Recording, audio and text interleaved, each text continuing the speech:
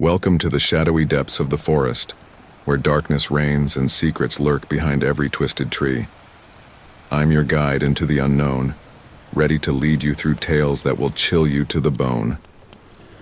But before we venture deeper, tell me, what city are you watching from?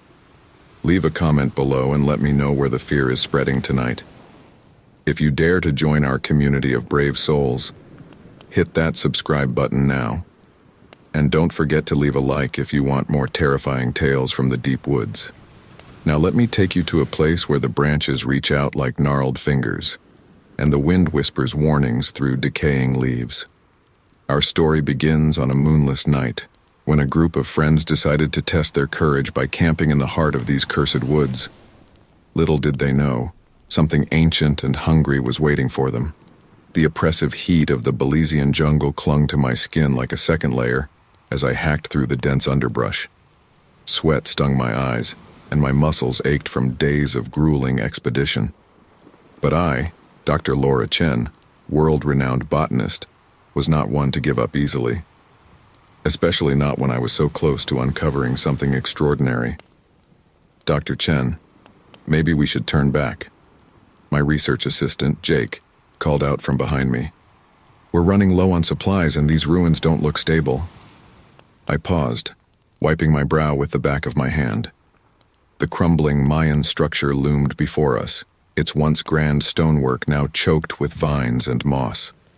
A cool breeze whispered through the ancient corridors, carrying with it the musty scent of secrets long buried. Just a little further, Jake, I replied, my voice barely above a whisper. I can feel it.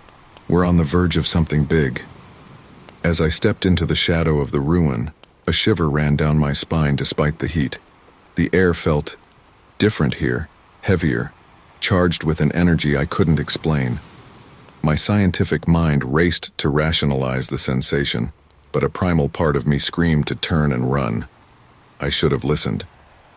Dr. Chen, look at this! Jake's excited voice echoed through the chamber. He was crouched near a partially collapsed wall, brushing away centuries of debris. I hurried over, my heart pounding with anticipation. As the dust cleared, I saw it. A small alcove, miraculously preserved, and nestled within, an object that defied explanation. Is that a seed pod? Jake asked, his voice filled with wonder and confusion. I leaned in closer, my breath catching in my throat. It was unlike anything I'd ever seen before. About the size of my fist, the pod pulsated with an otherworldly iridescence. Its surface was covered in intricate swirling patterns that seemed to shift and change as I watched. This is impossible, I murmured, reaching out to touch it. No known plant species could have survived here for centuries, let alone millennia. As my fingers brushed the pod's surface, a jolt of electricity shot through my body. I jerked my hand back with a gasp. Dr. Chen, are you all right?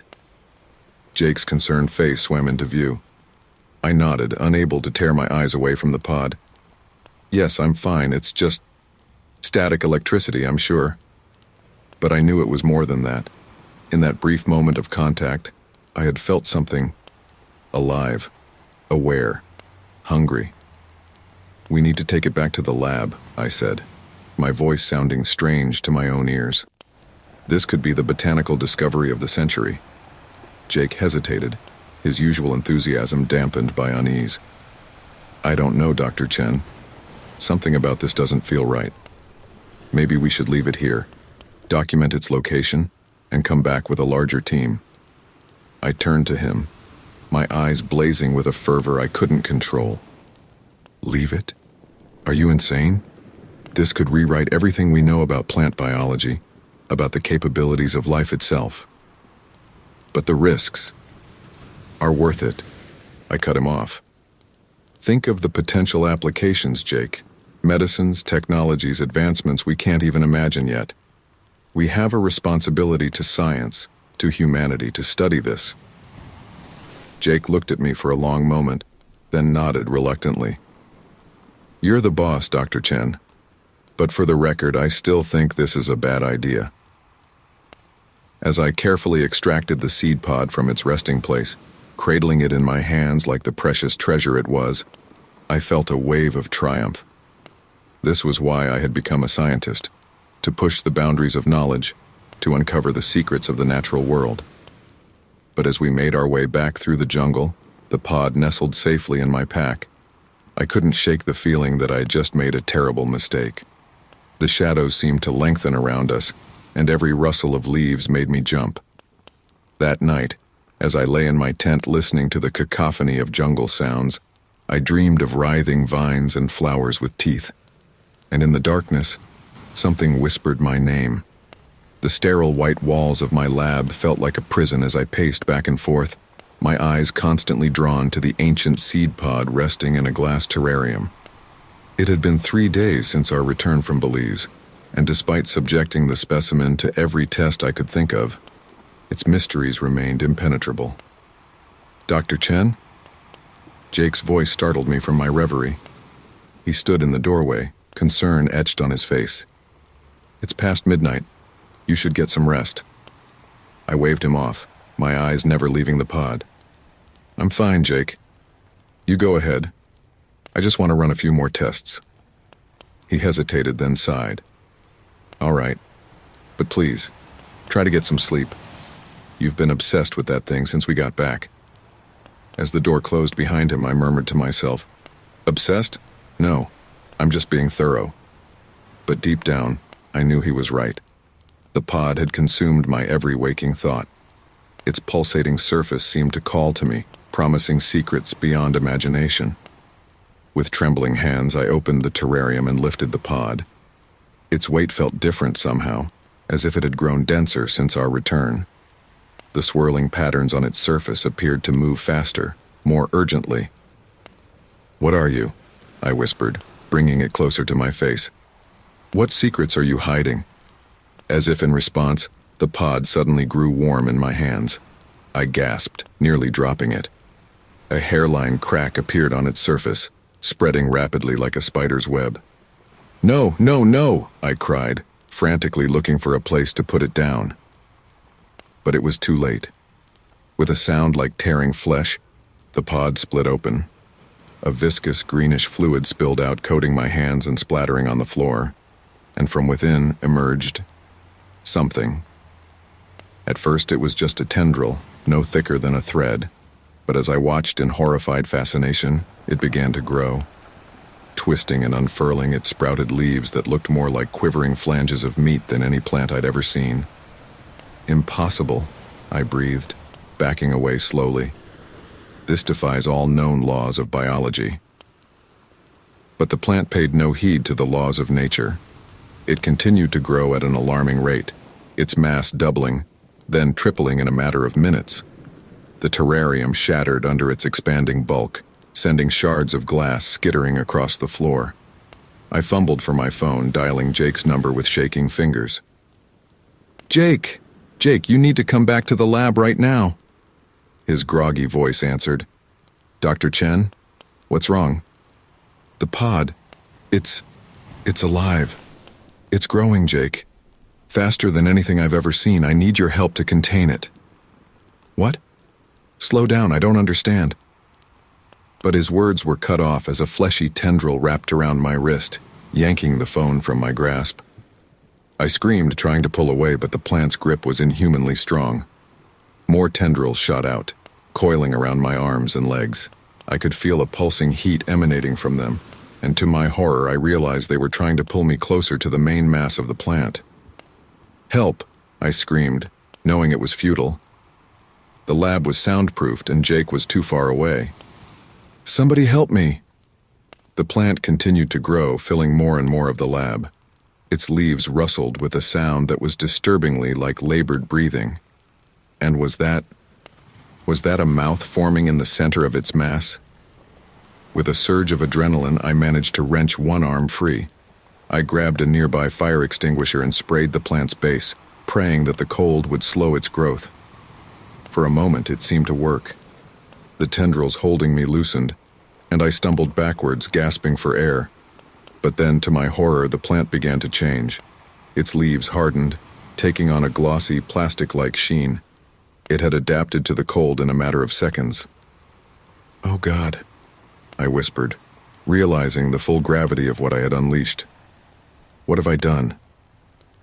The lab door burst open, and Jake rushed in, his eyes widening in shock at the scene before him. "Dr. Chen, what the hell is that thing?" "Jake, run!" I screamed, but it was too late. A tendril shot out, wrapping around his ankle and pulling him off his feet. As Jake's screams filled the air, I made a desperate lunge for the emergency alarm on the wall. If I could just alert security, maybe we could contain this nightmare before it spread beyond the lab. But as my fingers brushed the alarm, another tendril caught my wrist. I was yanked backwards, towards the ever-growing mass of writhing vegetation. The last thing I saw before being engulfed was Jake's terrified face, disappearing into a maw of leafy tendrils. In that moment, I knew with sickening certainty that I had awakened something ancient and hungry, and it was my responsibility to stop it, if I survived the night. The acrid smell of chemicals and the metallic tang of blood filled my nostrils as I regained consciousness. My head throbbed and every muscle in my body screamed in protest as I tried to move. Slowly, the events of the night before came flooding back. The seed, the monstrous plant, Jake. Jake. Oh God, Jake.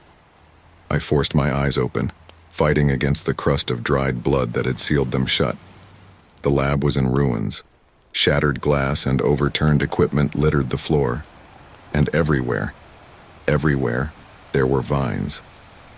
Thick, pulsating vines that seemed to breathe with a life of their own. "Jake?" I called out weakly, my voice barely above a whisper. "Jake, are you there?" No response. Just the soft, unsettling rustle of leaves. I managed to push myself up to a sitting position, wincing at the pain that shot through my body. That's when I saw it, a shoe, Jake's shoe, protruding from beneath a mass of writhing foliage. "No," I gasped, crawling towards it. "No, no, no." As I got closer, I could hear a wet, squelching sound. The vines were moving, undulating in a rhythmic pattern. And then I saw Jake's face, or what was left of it. His features were distorted, melting away before my eyes. The plant had enveloped most of his body, its tendrils burrowing into his flesh. His eyes, wide with terror, locked onto mine. "Dr. Chen," he gurgled, blood bubbling from his lips. "Help! Me!" I recoiled in horror, my stomach heaving. This couldn't be happening. It had to be a nightmare. "Jake, I'm so sorry," I sobbed, reaching out to him but afraid to touch the plant. "I'll get help. I'll find a way to save you." But even as I said the words, I knew it was too late. Jake's body twitched violently and then went still. The plant's movements became more frenzied, and I watched in sick fascination as it seemed to absorb him. "No!" I screamed, scrambling backward. "This isn't possible!" But it was happening, right before my eyes. Jake's body was dissolving, being consumed by the very specimen we had brought back, and it was my fault. A tendril snaked towards me, and I lashed out instinctively, grabbing a broken piece of glassware and slashing at it. Green ichor spurted from the cut, and the plant recoiled with an unearthly shriek. I stumbled to my feet, my mind racing. I had to contain this, had to stop it before it could spread beyond the lab. But how? The emergency phone on the wall caught my eye. If I could just reach it, call for help. I made a dash for it, dodging writhing vines and leaping over debris. My fingers had just closed around the receiver when I felt something wrap around my ankle. "No!" I screamed, kicking frantically. But the plant's grip was iron tight. As I was dragged backwards, the phone came off the hook. I could hear a tinny voice on the other end. "Security, what's your emergency?" "Help!" I screamed into the air, praying they could hear me. "Lab 7, containment breach. It's..." My words were cut off as a vine wrapped around my throat, choking me. Black spots danced in my vision as I struggled for air. In that moment, as I faced what I was sure would be my death, A surge of determination washed over me. I was Dr. Laura Chen, damn it. I had created this monster, however unintentionally, and it was my responsibility to stop it. With the last of my strength, I reached into my lab coat pocket and pulled out a lighter, a souvenir from the Belize trip. The plant's tendrils were everywhere now, covering every surface. If I could just... I flicked the lighter, and a small flame sputtered to life. The effect was immediate. The vines nearest to the flame recoiled, releasing their grip on me. I gasped for air, my vision clearing. "You don't like fire, do you?" I wheezed, a manic grin spreading across my face. Good to know.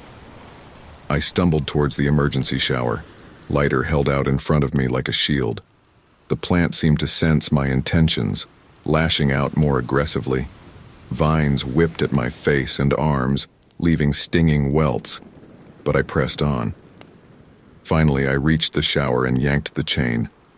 Water cascaded down, soaking me and the surrounding area.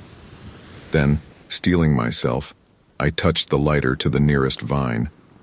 The reaction was explosive. Flames raced along the water-slicked tendrils, spreading rapidly through the lab.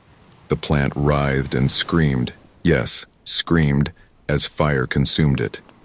I collapsed to the floor, watching through blurry eyes as my creation burned. The smoke alarm blared and I could hear shouts and footsteps approaching from the hallway. As consciousness slipped away once more, my last thoughts were of Jake, his terrified face, his body being consumed, the first victim of my hubris. But I knew with a sickening certainty that he wouldn't be the last. This was only the beginning. The acrid smell of smoke still clung to my nostrils as I stood at the edge of the university campus, staring out at the dense forest beyond. It had been a week since the incident in the lab, a week of endless debriefings, accusations, and thinly veiled threats. But none of that mattered now. Something was wrong with the forest. "Dr. Chen?" A hesitant voice broke through my reverie. I turned to see Sarah, one of my graduate students, approaching cautiously. "The dean wants to see you. He says it's urgent." I nodded, my eyes still fixed on the tree line. "Tell him I'll be there shortly. And Sarah, stay away from the forest. Don't let anyone go near it." Her brow furrowed in confusion. "The forest? Why? What's going on, Dr. Chen?" I opened my mouth to explain, then thought better of it. How could I tell her that the nightmarish plant from the lab hadn't been fully contained? That its spores had escaped, carried on the wind and smoke of the fire? "Just trust me," I said instead, my voice hollow. "It's not safe." As Sarah hurried away, I took one last look at the forest. Was it my imagination? Or did the leaves seem to pulse with an unnatural rhythm? I shuddered and turned back towards the campus buildings. The dean's office was a flurry of activity when I arrived. Phones were ringing off the hook and harried-looking staff members rushed back and forth with stacks of papers. "Chen, get in here!" Dean Hawthorne's gruff voice bellowed from his inner office. I steeled myself and entered, closing the door behind me. The dean was hunched over his desk, surrounded by maps and reports. He looked up as I approached, his face a mask of barely contained panic. "Tell me you have some idea how to stop this," he growled. I swallowed hard. "Stop what exactly?" He jabbed a finger at one of the maps. "This. Whatever the hell is happening to our forest.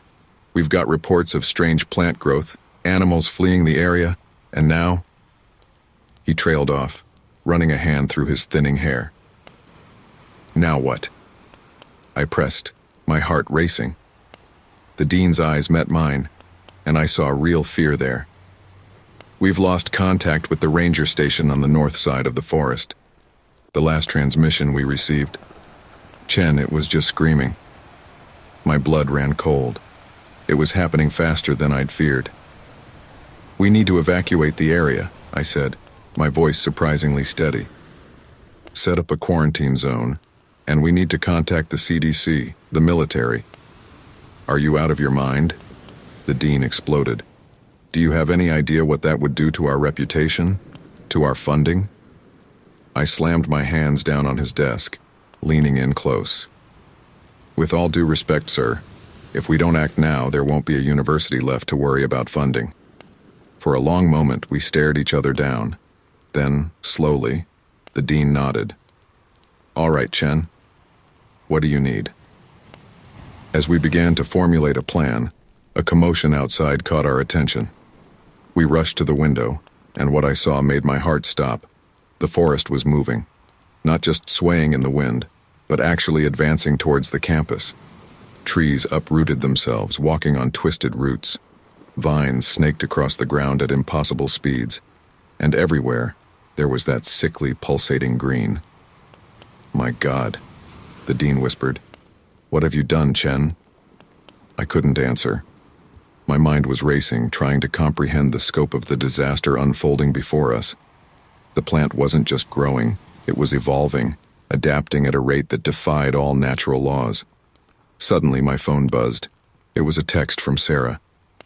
Dr. Chen, something's wrong with the greenhouse plants. They're acting strange. Please come quick. We need to go, I said, grabbing the dean's arm. Now. We raced through the halls, the sounds of panic growing louder as more people became aware of the approaching vegetal horror. As we neared the biology building, I could hear screams coming from the greenhouse. Sarah, I called out as we burst through the doors. Sarah, where are you? A choked sob answered me. I rounded a corner to find Sarah backed against a wall, surrounded by writhing plants. The normally docile specimens had come alive, their vines reaching for her with malevolent intent. Dr. Chen, help me, she cried, batting away a tendril that was trying to wrap around her wrist. I looked around frantically, searching for something, anything to use as a weapon. My eyes fell on a canister of pesticide. Without hesitation, I grabbed it and began spraying the plants. To my horror, instead of withering, the plants seemed to grow stronger. They pulsed with an eerie light, and I watched in disbelief as they began to change, developing a waxy coating that the pesticide simply beat it off of. It's adapting, I murmured, the full weight of our situation crashing down on me. Everything we throw at it, it just evolves to resist. The dean grabbed a pair of pruning shears and began hacking at the vines holding Sarah. We need to get out of here, Chen. We need to warn everyone. As we fought our way out of the greenhouse, I could see the forest's advance had reached the edge of the campus. Students and faculty fled in terror as trees crashed through buildings and vines ensnared anything in their path. This is all my fault, I said, my voice barely audible over the chaos. I brought this thing here. I unleashed it. The dean gripped my shoulder, his eyes hard. You can wallow in guilt later, Chen. Right now, we need to focus on stopping this thing. You created it. There must be a way to destroy it. As we watched the unfolding apocalypse, a terrible realization dawned on me. The plant wasn't just spreading, it was consuming. Every living thing it touched became part of it, fueling its growth, its evolution. And if we couldn't find a way to stop it soon, there would be nothing left to save. God help us all, I whispered, as the tide of green death surged ever closer. The deafening silence of the abandoned town pressed in on me as I crept through the deserted streets. It had been 3 weeks since the evacuation, and the plant had consumed everything in its path. The military's attempts to contain it had failed spectacularly, each weapon and strategy only serving to make the entity stronger and more aggressive. I clutched my makeshift flamethrower, a jury-rigged contraption of pipes and pressurized fuel, close to my chest. Fire was still our best defense, but even that was becoming less effective as the plant evolved. Dr. Chen, do you copy? The crackling voice in my earpiece made me jump. I'm here, Colonel Hayes, I whispered, ducking behind an overturned car. Any sign of the specimen? Negative, came the terse reply. But our drones picked up movement 2 blocks east of your position. Be careful, Doctor. This thing is getting smarter. I swallowed hard, trying to ignore the trembling in my hands. Roger that. I'm moving in. As I made my way towards the coordinates, the eerie quiet was broken by a soft, rustling sound. I froze, my heart pounding in my chest. Slowly, I turned to see a vine creeping along the ground towards me, its surface glistening with an oily sheen. "Oh no, you don't," I muttered, raising my flamethrower. A burst of fire sent the vine recoiling, but I knew it wouldn't stay away for long. I quickened my pace, every shadow and movement setting my nerves on edge. The plant was hunting me now. I was sure of it. It had developed a taste for human flesh, and I was the one who had awakened its hunger. As I rounded a corner, I came face to face with a nightmarish sight. The entire street was covered in a mass of writhing vegetation, pulsating with an otherworldly light. And in the center, suspended in a cocoon of vines, was a human figure. "Oh God," I gasped, recognizing the face. It was Sarah, my graduate student. Her eyes were open, staring blankly ahead, but her body was being slowly absorbed into the plant mass. "Sarah," I called out, knowing it was futile but unable to stop myself. "Sarah, can you hear me?" Her head turned towards me with an unnatural, jerky motion. When she spoke, her voice was a horrifying blend of human and something other. "Dr. Chen," she rasped, her mouth moving but the words seeming to come from the plants around her. "You came back for us. How thoughtful." I stumbled backward, my mind reeling. "Us? Sarah? What do you mean?" A terrible smile spread across her face, splitting her skin. "We are one now, Doctor. Your creation has given us new purpose, new life. Won't you join us?" Vines shot out from all directions trying to ensnare me. I blasted them with fire, the acrid smell of burning vegetation filling the air. "This isn't life, Sarah," I shouted as I fought. "This is a perversion of nature. We have to stop it." Her laughter echoed through the empty street, a sound that would haunt my nightmares for years to come. "Stop it? Oh, Dr. Chen, you can no more stop this than you can stop the tide. It is evolution. It is the future." I turned and ran, Sarah's laughter and the sound of pursuing vines following close behind. Tears streamed down my face as I fled, the weight of my responsibility crushing down on me. "Colonel!" I gasped into my comm. "The specimen, it's assimilating people. It's gained some kind of hive mind. We need to—" My words were cut off as something wrapped around my ankle, sending me crashing to the ground. My flamethrower skittered away, out of reach. "No!" I screamed, clawing at the pavement as I was dragged backward. I could feel the vines creeping up my legs, their touch burning like acid. Suddenly, an explosion rocked the street. The vines released me, recoiling from the heat and light. I looked up to see Colonel Hayes and his team, armed with high-powered incendiary weapons. "Dr. Chen!" Hayes shouted, reaching down to pull me up. "Are you all right?" I nodded, unable to speak as I gasped for air. As the soldiers laid down suppressing fire, keeping the encroaching plant at bay, I retrieved my flamethrower. "We can't stay here," I panted. "It's too strong, too adaptable. We need to fall back, regroup." Hayes nodded grimly. "Agreed. But Doctor, we're running out of options. If we can't find a way to stop this thing soon—" He didn't need to finish the sentence. I knew what was at stake. The entire world was at risk, and it was all because of me. As we retreated, I could feel the plant's presence pressing in on us. It wasn't just following anymore. It was hurting us, guiding our movements. With a sickening realization, I understood that we weren't the hunters anymore. We were the prey. And somewhere in the writhing mass of green, Sarah's voice called out to me, promising unity, promising peace. It took every ounce of my willpower not to turn back, not to give in to the siren call of the abomination I had unleashed. As we piled into the waiting vehicles, I looked back at the town being swallowed by green. The hunt wasn't over. It was just beginning, and I knew with a certainty that chilled me to my core that only one of us would survive. The helicopter's blades chopped through the humid air as we approached the ancient Mayan ruins where this nightmare had begun. My stomach churned, not just from the turbulence but from the dread of what we might find. "Dr. Chen," Colonel Hayes shouted over the roar of the engine, "are you sure about this? We're risking a lot on a hunch." I nodded, gripping the seat tightly. "It's our only lead, Colonel.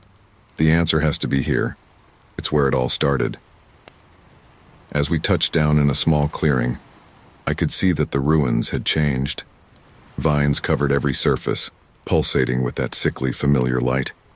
The plant had beaten us here. "Stay alert," Hayes barked to his team. "Anything moves that isn't us, burn it." We made our way cautiously into the ruins, the soldiers' flamethrowers at the ready. Every shadow seemed to move, every rustle of leaves a potential threat.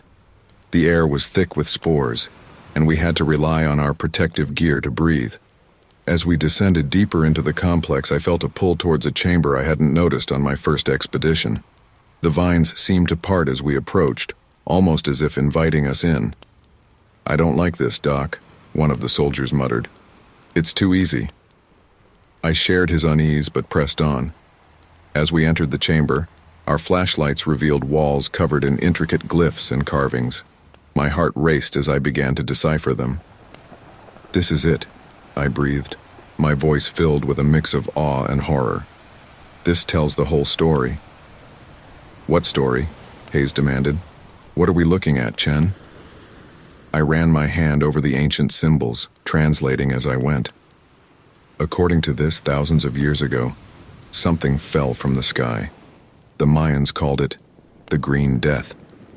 It was a cosmic horror, a planet-consuming entity that threatened all life. The soldiers exchanged uneasy glances as I continued.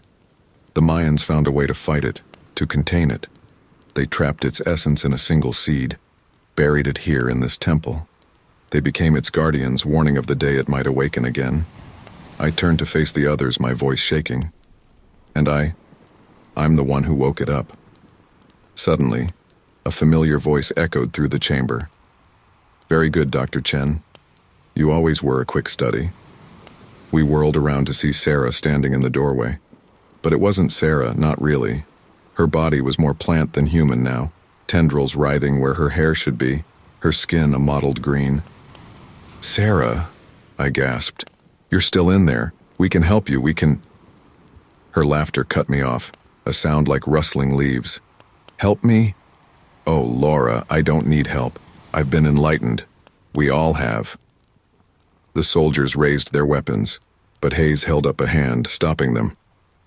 "What do you mean, we all have?" Sarah's inhuman eyes fixed on him. "Humanity had its chance. You squandered it, poisoning the earth, destroying ecosystems. We are the next step in evolution, a perfect symbiosis of plant and animal." I stepped forward, my mind racing. "The cosmic horror, it's conscious, sentient." "More than you can imagine," Sarah replied. "It has seen the birth and death of countless worlds, and now it will remake this one in its image." "We won't let that happen," Hayes growled, signaling his men to prepare to fire.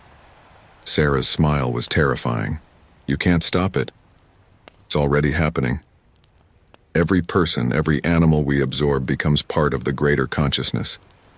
Soon, there will be no one left to resist." As if on cue, vines burst from the walls, wrapping around the soldiers before they could react. I watched in horror as the plants began to merge with their bodies, their screams turning to sighs of ecstasy. "No!"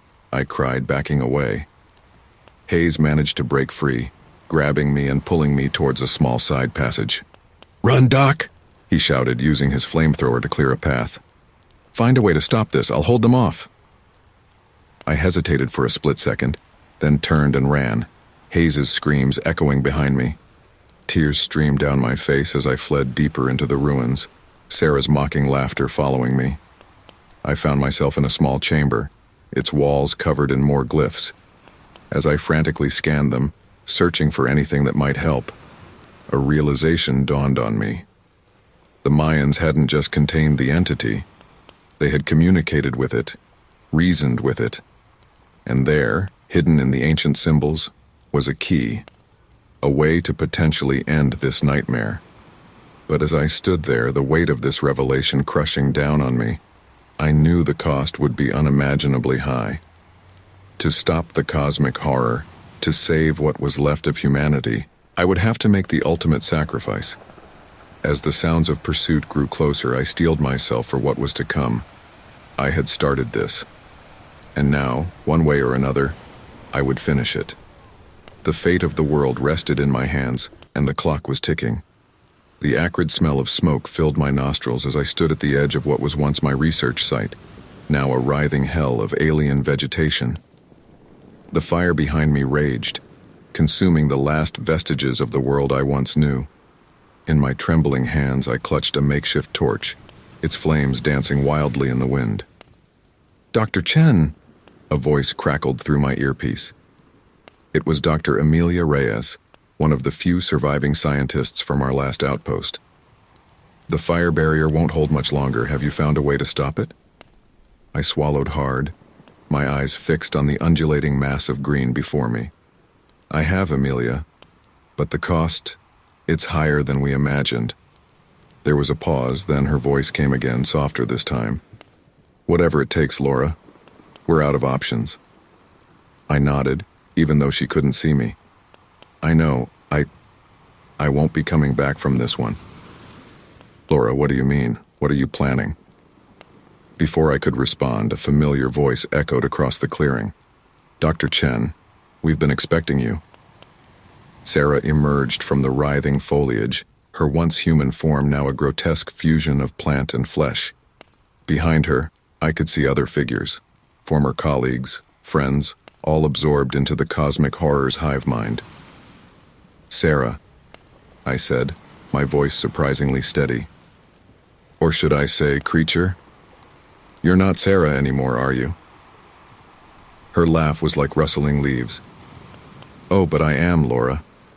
I'm Sarah and so much more. We are Legion, and soon you'll join us too." I took a step forward, brandishing my torch. The nearby vegetation recoiled slightly from the flames. "You fear fire," I observed. "It's the one thing you can't adapt to quickly enough." "A temporary setback," Sarah hissed. "We evolve, we adapt. It's only a matter of time." I nodded, a grim smile on my face. Time. That's the key, isn't it? You're ancient, timeless. You've consumed worlds, lived through eons. But you've never faced anything like humanity before, have you? Confusion flickered across Sarah's inhuman features. "What are you babbling about, human?" I took another step forward, my free hand reaching into my pocket. "The Mayans didn't just trap you, they communicated with you. They struck a bargain." Sarah's eyes narrowed. "A foolish agreement, one we no longer honor." "But you're bound by it," I pressed. "It's part of your very essence now. The part that was trapped in that seed for millennia." I pulled out a small object from my pocket, the original seed pod, recovered from the ruins at great cost. Sarah's eyes widened in recognition, and was that fear? "You wouldn't," she breathed. "You'll doom yourself." I nodded, tears streaming down my face. To save what's left of humanity? In a heartbeat. In one swift motion, I brought the torch to the seed pod. It ignited instantly, and a piercing shriek filled the air. Sarah and the other plant-human hybrids writhed in agony. "Dr. Chen," Amelia's panicked voice came through the earpiece. "What's happening? Our readings are off the charts." "It's done," I gasped, feeling a searing pain spreading through my body. "The bargain is renewed, but the price—" I could feel it now. The cosmic horror's consciousness flooding into my mind. Millennia of knowledge, of hunger, of endless consumption. But with it came understanding. "Laura." Sarah's voice, suddenly human again, cut through the psychic maelstrom. "What have you done?" I turned to her, seeing confusion and fear in her now normal eyes. "What I had to. The entity is bound again, but this time to me." All around us, the monstrous vegetation was retreating, withering away. The people it had absorbed were returning to their human forms, dazed and disoriented. "Amelia," I croaked into the earpiece, "it's over. The plant is dying. Get everyone out. Get them to safety." "But what about you?" she demanded. "We're coming to get you." I shook my head, even as I felt my body changing, green tendrils sprouting from my skin. No, I have to go, far away. If I stay, it'll all start again. I could hear Amelia's sobs as I tore out the earpiece. Sarah approached me cautiously, her eyes wide with a mixture of awe and horror. "You're becoming it," she whispered. "You're becoming the cosmic horror." I nodded, feeling my consciousness expand beyond the confines of my human brain. Someone had to contain it, to guide it. "Where will you go?" Sarah asked, reaching out but stopping short of touching my increasingly alien form. I looked up at the star-filled sky, feeling a pull towards the vast emptiness of space. Out there, far away, where I can't hurt anyone ever again. As my body continued to transform, I felt a sense of peace wash over me. I had started this nightmare, and now I was ending it. The cost was unimaginably high, but the alternative was the extinction of all I held dear. "Goodbye, Sarah," I said, my voice now a chorus of whispers. Tell them I'm sorry, and that they're safe now." With a final human tear rolling down my increasingly plant-like face, I turned and walked into the forest. Behind me, I could hear Sarah's voice fading. "Goodbye, Dr. Chen. And thank you." As I merged with the remnants of the cosmic vegetation, I felt my consciousness expand beyond Earth, beyond our solar system. The hunger for consumption was still there, but now tempered by my human empathy and understanding. I had become humanity's guardian, eternal and alien, carrying the burden of my mistakes into the cosmos. The final stand had been made, the war won, but at a cost that would echo through eternity. And as I left Earth behind, a small part of me wondered, in the vastness of space and time, would I one day find my way back home? Now let's move on to the next dark story. Leave a comment and don't forget to subscribe. The mist clung to the ancient trees like a shroud, muffling my footsteps as I made my way deeper into the heart of Olympic National Park. My breath came out in small, visible puffs in the crisp morning air. I'd been studying the park's diverse bryophyte populations for months, but something about today felt different. As I knelt to examine a particularly lush patch of moss on a gnarled oak, my research assistant Jake called out from a few yards away. "Hey Sam, come take a look at this. I've never seen a growth pattern like this before." I made my way over, my boots squelching in the damp earth. Jake was crouched by a massive fallen log, his brow furrowed in concentration. As I drew closer, I felt an inexplicable chill run down my spine. The moss on the log wasn't random. It formed intricate swirls and angular shapes, almost like letters? I shook my head, trying to clear the absurd thought. "That is unusual," I murmured, pulling out my hand lens for a closer look. "The species is common enough, but this distribution..." My voice trailed off as I noticed similar patterns on nearby trees. My heart began to race as my eyes darted from trunk to trunk, boulder to boulder. Everywhere I looked, the moss seemed to be trying to tell us something. Jake must have sensed my unease. "Sam, what is it? You look like you've seen a ghost." I swallowed hard, my mouth suddenly dry. "Jake, I need you to do something for me. Walk about 20 paces that way," I pointed, "and tell me what you see on those rocks." He gave me an odd look but complied. As he examined the moss-covered stones, I heard him gasp. It's the same pattern. Sam, what the hell is going on?" I didn't answer immediately. My mind was reeling, trying to make sense of what I was seeing. This wasn't natural. This couldn't be natural. And yet, here it was, right before our eyes. "Pack up the gear," I said, my voice barely above a whisper. "We need to get back to base camp. Now." The trek back was tense and silent. Every rustle in the underbrush made me jump, and I couldn't shake the feeling that we were being watched. As we approached our small research outpost, I finally broke the silence. "Jake, I know this is going to sound crazy, but I think the moss is trying to tell us something." He let out a nervous laugh. Come on, Sam, you can't be serious. Moss doesn't communicate. I know, I said, running a hand through my hair. But you saw those patterns. They're not random. It's almost like... Like what? Jake pressed. I hesitated before answering. Like a warning. As soon as the words left my mouth, a low rumble shook the ground beneath our feet. Jake's eyes widened in fear. What was that? An earthquake? I shook my head slowly, a terrible realization dawning on me. No, Jake. I think it's something much worse. We burst into the research station, startling our colleague, Dr. Emily Chen, who was hunched over a microscope. Emily, I gasped, out of breath. We need to contact park headquarters now. She blinked at us in confusion. What's going on? You two look like you've seen a ghost. I quickly recounted our discovery, watching as Emily's expression shifted from skepticism to concern. Sam, she said carefully, you know how this sounds, right? Moss doesn't spell out warnings. I know it sounds insane, I admitted. But something is very, very wrong in this forest. We need to alert the authorities before... My words were cut off by another tremor, stronger this time. Books tumbled from shelves, and our equipment rattled ominously. Emily's face paled. Okay, I'm convinced. I'll call headquarters.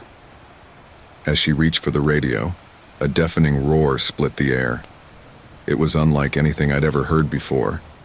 Primal, ancient, and filled with an otherworldly malevolence that made my blood run cold.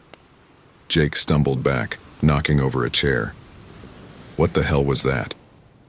I moved to the window, my heart pounding so hard I thought it might burst from my chest. In the distance, I could see trees swaying and falling, as if something massive was moving through the forest. It's too late, I whispered, my voice barely audible over the sound of splintering wood and that terrible bone-chilling roar. The moss. It was trying to warn us, but we didn't understand in time. As I watched the destruction approaching, a horrifying thought occurred to me. The moss patterns, the tremors, this monstrous presence, they were all connected. And somehow I knew that my knowledge of the forest ecosystem might be the key to stopping whatever nightmare had just been unleashed. I turned to my terrified colleagues, steeling myself for what was to come. Listen to me carefully. We're the only ones who know what's really happening. We have to find a way to stop this thing. And I think the answer lies in the moss. Emily and Jake stared at me, their faces a mixture of fear and disbelief. But as another earth-shaking roar echoed through the forest, I saw resolution replace doubt in their eyes. What do we do, Sam? Jake asked, his voice shaky but determined. I took a deep breath, trying to calm my racing thoughts. We go back out there. We study those patterns, decipher the message, and we pray that we can figure it out before that creature destroys everything in its path. As we gathered our gear and prepared to venture back into the nightmare that our peaceful research trip had become, I couldn't shake the feeling that we were stepping into something far beyond our understanding. The moss had tried to warn us, but we had been too late to heed its message. Now, the fate of the entire park, maybe even the world, rested on our ability to unravel this cryptic, terrifying mystery. My hands shook as I frantically sketched the moss patterns into my field journal. The roars in the distance were growing louder, more frequent. We didn't have much time. Emily, what do you make of this section? I called out, pointing to a particularly intricate whirl of moss on a nearby boulder. She squinted, her face pale in the fading light. It almost looks like a spiral, or maybe a vortex. Jake's voice crackled through our walkie-talkies. Guys, you need to see this. The patterns on the north side of the valley, they're different. It's like they're moving. A chill ran down my spine. Moving? What do you mean, moving? I don't know how to explain it, Jake replied, his voice tight with fear. It's like the moss is rearranging itself, forming new shapes. I exchanged a terrified glance with Emily. Stay where you are, Jake. We're coming to you. As we rushed through the underbrush, the ground beneath our feet trembled constantly now. The air felt thick, oppressive, charged with an energy I couldn't explain. We found Jake standing stock-still, his eyes fixed on a massive cliff face. The moss covering its surface was indeed moving, tendrils writhing and intertwining to form new patterns before our very eyes. "My God," Emily whispered. It's like it's trying to tell us something right now." I stepped closer, my scientific mind battling with the primal fear threatening to overwhelm me. "It's a message," I muttered, more to myself than to my colleagues. "A warning, yes, but also instructions." The shapes seemed to pulse, almost urgently. I began to sketch furiously, my pencil flying across the page as I tried to capture the ever-changing patterns. Suddenly, the ground heaved violently, nearly knocking us off our feet. A deafening crack split the air, and we watched in horror as a chasm opened up in the earth less than 100 yards away. "We need to get out of here," Jake yelled, already turning to run. "No." I grabbed his arm. "We can't leave yet. This might be our only chance to understand what's happening." Emily's walkie-talkie crackled to life. "Dr. Chen, this is Ranger Stevens. We've been trying to reach your team. There's some kind of seismic activity in your area. We need you to evacuate immediately." Emily fumbled with the device. "Ranger Stevens, listen carefully. This isn't just seismic activity. There's something alive causing this. We've discovered..." Her words were drowned out by an ear-splitting roar. The trees at the edge of the clearing began to sway and topple, revealing a massive, dark shape moving through the forest. "Oh my God," Jake whispered, his face ashen. "What is that thing?" I couldn't take my eyes off the creature, my mind struggling to comprehend its impossible size and form. It seemed to be made of earth and stone, with tendrils of moss and vegetation clinging to its colossal body. "Ranger Stevens," I shouted into the walkie-talkie, my voice cracking with urgency. "This is Dr. Sam Parker. You need to evacuate the entire park, now. There's a creature, massive, like nothing we've ever seen before. It's destroying everything in its path." Static crackled through the device, then, "Dr. Parker, slow down. What kind of creature, are you sure?" Another roar cut through the air, closer this time. We could hear trees splintering, the ground shaking with each step of the monstrous being. "There's no time," I yelled. "Get everyone out, and send in whatever military support you can. This thing, it's not going to stop at the park boundaries." Emily grabbed my arm, her eyes wide with fear and determination. "Sam, we need to go, now. We can't help anyone if we're dead." I nodded, my throat tight. "You're right. But we need to take these notes, these sketches. They might be the key to stopping this thing." As we turned to flee, I cast one last glance at the cliff face. The moss had stopped moving, settling into a final, chilling pattern. And in that moment, I understood. "It's not just a warning," I gasped. "It's a map. A map to the creature's heart." Jake looked at me like I'd lost my mind. "What are you talking about?" "The moss," I explained, my words tumbling out as we ran. "It's not just reacting to the creature. It's part of it. An extension of its consciousness, maybe. And it's trying to tell us how to stop it." Emily shook her head in disbelief. "But why? Why would it give us the means to destroy it?" "I don't think it wants to do this," I panted as we scrambled over fallen trees. "The moss. It's like an immune system, trying to stop the larger organism from destroying everything." We burst out of the tree line onto the main park road, nearly colliding with a park ranger's truck screeching to a halt. Ranger Stevens leaped out, his face a mask of shock as he took in our battered appearance. "Dr. Parker, what in God's name is going on out there?" I grabbed him by the shoulders, my eyes wild. "Listen to me very carefully. We don't have much time. There's an ancient creature awakening in the forest. It's massive, it's angry, and it's going to destroy everything unless we stop it." The ranger's skeptical expression faltered as another earth-shaking roar echoed through the valley. followed by the distant sound of trees toppling. How do we stop something like that? He stammered. I held up my field journal, filled with the frantic sketches of the moss patterns. With this, but I'm going to need your help, and I'm going to need you to trust me. Can you do that? Ranger Stevens hesitated for a moment, then nodded grimly. What do you need me to do? As I began to explain my desperate plan, I couldn't shake the feeling that we were embarking on a suicide mission. But as I glanced back at the forest, our beautiful ancient forest now under siege by an unimaginable horror, I knew we had no choice. The moss had given us a warning, and now it had given us a chance. It was up to us to decipher its cryptic message before it was too late for us all. The makeshift command center in the ranger station buzzed with frantic activity. Maps were strewn across tables, radios crackled with panicked voices, and the constant tremors reminded us of the looming threat just beyond the tree line.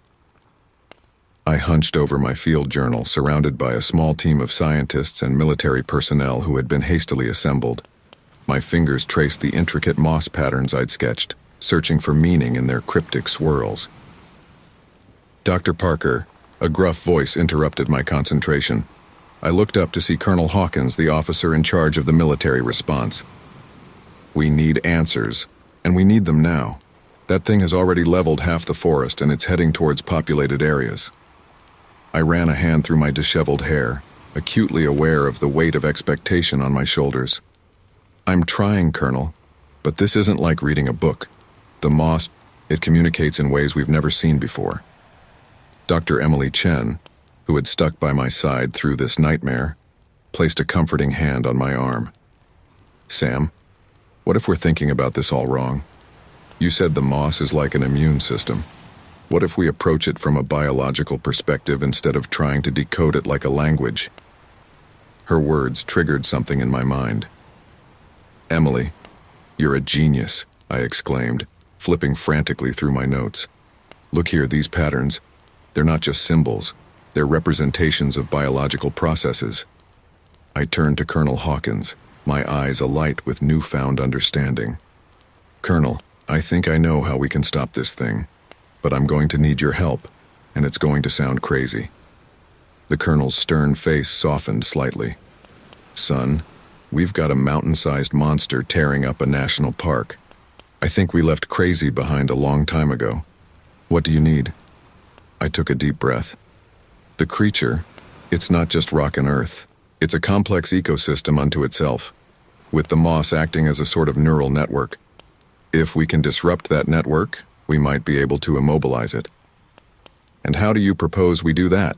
Hawkins asked, skepticism evident in his voice. Herbicides, I said firmly, but not just any herbicides. We need something specific. Something that will target the unique biology of this moss without harming the surrounding ecosystem. Emily's eyes widened. The experimental compound we were developing for invasive species control. Sam, do you think that could work? I nodded eagerly. It's our best shot, but we'll need to synthesize a massive amount, and quickly. Colonel Hawkins was already barking orders into his radio. I want every available lab in a 100-mile radius working on this compound. Now. As the command center erupted into a flurry of activity, I turned back to my notes. There's more, I said, my voice low. The moss patterns, they're not just showing us how to stop the creature. They're showing us where to hit it. I pointed to a series of concentric circles in my sketch. See this? I think it represents the creature's core, its heart, if you will. If we can get the herbicide to this point, we might be able to shut down the entire organism. Jake, who had been quiet until now, spoke up. But Sam, how are we supposed to get close enough to deliver the herbicide? That thing will crush us before we get within a mile of it. A grim silence fell over the room as the enormity of the task ahead sank in. Then, a voice from the back of the room caught our attention. I might have a solution to that problem. We all turned to see a weathered old man in a park ranger uniform step forward.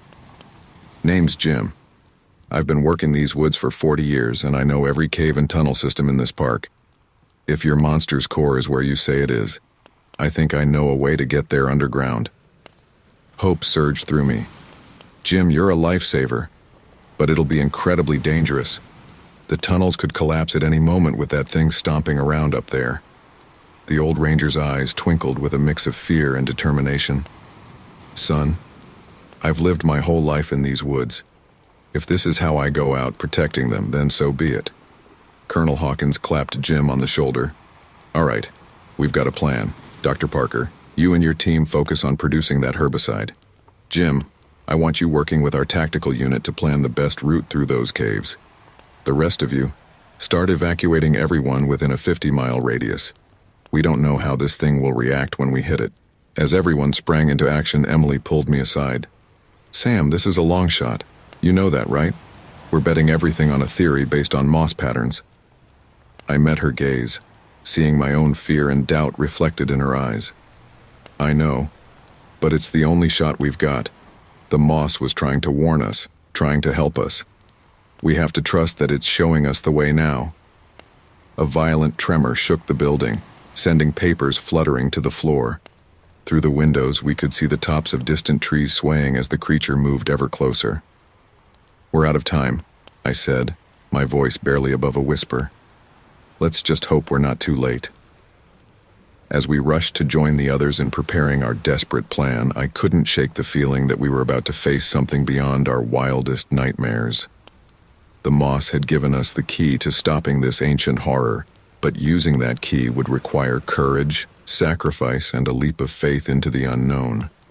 With the fate of countless lives hanging in the balance, we had no choice but to forge ahead into the heart of the beast, armed only with our wits and the cryptic messages left by the very forest we were trying to save. The cave entrance loomed before us, a gaping maw in the mountainside that seemed to exhale cold, damp air. Our small team stood at the threshold, each of us acutely aware that we might be walking to our deaths. Jim, our veteran park ranger, flicked on his headlamp. All right, folks, stay close and watch your step. These tunnels can be treacherous, even without a giant monster shaking things up topside. I clutched the canister of herbicide to my chest, its weight a constant reminder of our desperate mission. Emily stood beside me, her face a mask of determination. Jake brought up the rear carrying additional equipment. As we plunged into the darkness, the sounds of destruction above became muffled, replaced by the drip of water and the crunch of gravel under our boots. The beam of our headlamps caught glimmers of mineral deposits on the cave walls, creating an almost ethereal atmosphere. How far do we need to go? Colonel Hawkins's voice crackled through our earpieces. I consulted the crude map we'd drawn based on my moss pattern interpretations. If I'm reading this correctly, we need to go about 2 miles in and then start ascending. The creature's core should be directly above us at that point. Emily's voice was tight with tension. And you're sure this will work? The herbicide will be enough to stop it? I wished I could give her a confident answer, but the truth was, I was terrified. It has to be, I replied. It's all we've got. We pressed on in silence for what felt like hours, the only sounds our labored breathing and the occasional rumble from above. Suddenly, Jim held up a hand, stopping us in our tracks. Listen, he whispered. We all fell silent. At first I heard nothing but the usual cave sounds. Then faintly I picked up on something else, a low, rhythmic pulsing like a giant heartbeat. My God, Jake breathed. Is that? I nodded grimly. I think we're getting close to its core. As if in response to our discovery, a violent tremor shook the cave. Rocks and debris rained down from the ceiling, and we pressed ourselves against the walls. We need to move faster, I urged as the shaking subsided. I don't think these tunnels can take much more. We quickened our pace, scrambling over fallen rocks and squeezing through narrow passages. The pulsing grew louder with each step, reverberating through the stone around us. Suddenly, Jim let out a startled cry. The ground beneath his feet had given way, and he was sliding into a dark crevice. Jim! I lunged forward, managing to grab his arm. Emily and Jake rushed to help, and together we hauled him back to safety. The old ranger was shaken but unharmed. Thanks, he panted. That was too close. Maybe we should turn back, Jake suggested, his voice quavering. This is getting too dangerous. I was about to respond when another tremor hit, stronger than before. This time the shaking didn't stop. A deafening roar filled the cave, and I realized with horror that it wasn't just the creature above us. The entire tunnel system was beginning to collapse. "Run!" I shouted, pushing the others ahead of me. We sprinted through the collapsing cavern, dodging falling rocks and leaping over widening cracks in the floor. The pulsing grew louder, almost deafening now, and I knew we had to be close to our target. Just as I thought we couldn't go on any further, we burst into a massive cavern. The sight before us stole the breath from my lungs. Rising from the center of the chamber was a colossal pillar of pulsating bioluminescent moss. It throbbed with an otherworldly light, tendrils of energy snaking out to connect with the cave walls. This was it, the creature's heart. "Sam, what do we do?" Emily's voice snapped me back to reality. I fumbled with the herbicide canister, my hands shaking. "We need to get this as close to the center as possible. The dispersal should affect the entire network." But as I stepped forward, a deep, rumbling voice echoed through the cavern, seeming to come from the very walls themselves. "Children of the surface," it intoned, the words reverberating in our skulls. "Why do you seek to destroy that which you do not understand?" We froze, exchanging bewildered looks. The creature was talking to us? Swallowing my fear, I stepped forward. "We don't want to destroy you, but you're devastating our forest, our homes. We have to stop you." A sound like grinding stone filled the air. Was it laughing? "Your forest, your homes? I have slumbered here for eons before your kind first crawled from the seas. This land is as much a part of me as I am of it." Another violent tremor shook the cavern, and I knew we were running out of time. "Please," I pleaded. "There must be a way we can coexist. The moss, your moss, it led us here. It wanted us to find a way to stop this destruction." The pulsing light flickered, and for a moment, I thought I sensed confusion from the ancient being. "The small ones, they seek balance. But the awakening cannot be stopped. It is the cycle of ages." Realization dawned on me. The cycle? You're not trying to destroy, you're trying to reshape, to renew the land. "Yes," the voice rumbled, "but the process is painful, chaotic. The small ones seek to mitigate the damage." I turned to my team, my mind racing. "We've been looking at this all wrong. The herbicide, we shouldn't be using it to destroy, but to guide, to help shape the renewal process." Emily's eyes widened in understanding. "Like using controlled burns to manage forest growth. We could use the herbicide to create boundaries, to direct the creature's reshaping in a way that minimizes destruction." I faced the pulsating heart of the creature once more. "If we help you focus your renewal, contain it to uninhabited areas, will you spare our cities, our people?" There was a long pause, filled only by the rhythmic pulsing of the bioluminescent moss. Finally, the ancient voice responded. "Your wisdom is unexpected. Yes, little ones. Guide me, and I shall spare your dwellings." Relief washed over me, but I knew our task was far from over.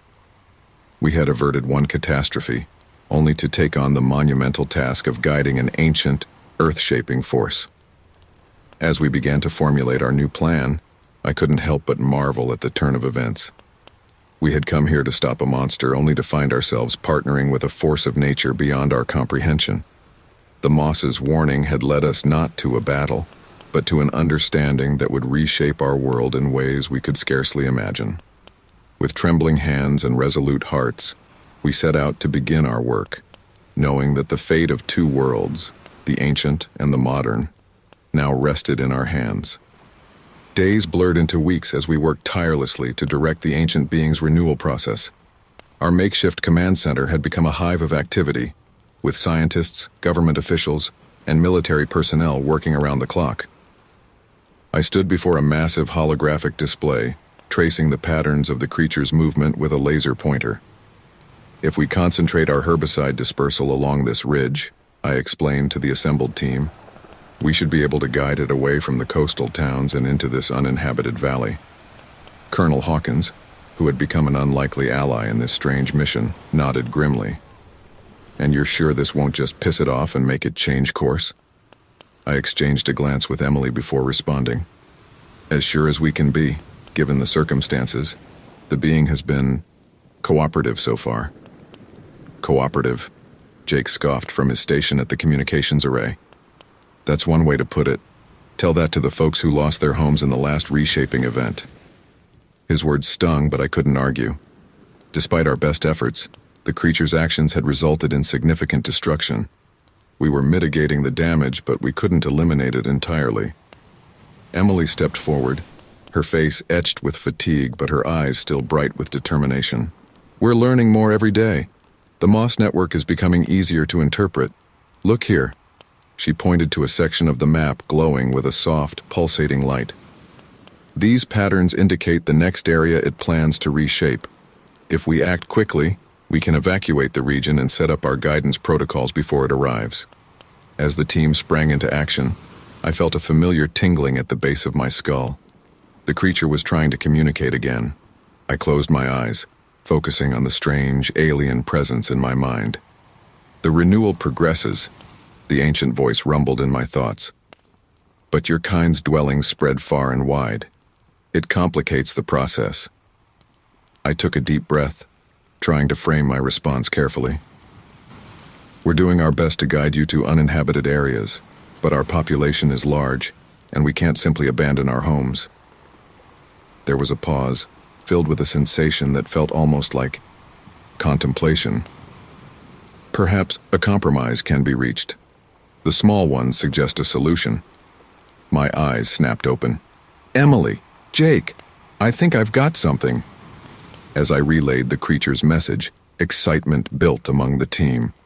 The Moss Network was proposing a symbiotic relationship, areas where the creature's reshaping energy could be channeled to rejuvenate depleted ecosystems without destroying human habitations. It's brilliant, Emily breathed, her fingers flying over a keyboard as she modeled the potential outcomes. We could restore entire ecosystems, reverse desertification, maybe even combat climate change on a global scale. Colonel Hawkins looked skeptical. And we're sure we can trust this thing, that it won't decide to reshape a city on a whim? I shook my head. It's not about trust, Colonel. It's about symbiosis. The creature is as much a part of this planet as we are. It's in its own interest to find a balance.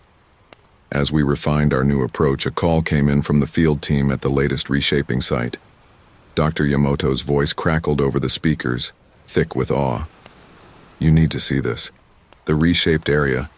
It's incredible. Biodiversity readings are off the charts. It's like 100 years of ecological restoration happened overnight. Excitement rippled through the command center, but Jake's voice cut through the buzz.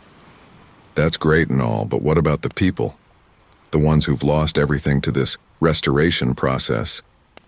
A heavy silence fell over the room. He was right. In our rush to work with the creature and save the planet, we'd been neglecting the immediate human cost. I squared my shoulders, knowing what needed to be done. Jake's right. We need to do better. I want a full task force dedicated to relocation and rebuilding efforts, and not just temporary solutions. We need to help these people start new lives, create new communities and safe zones.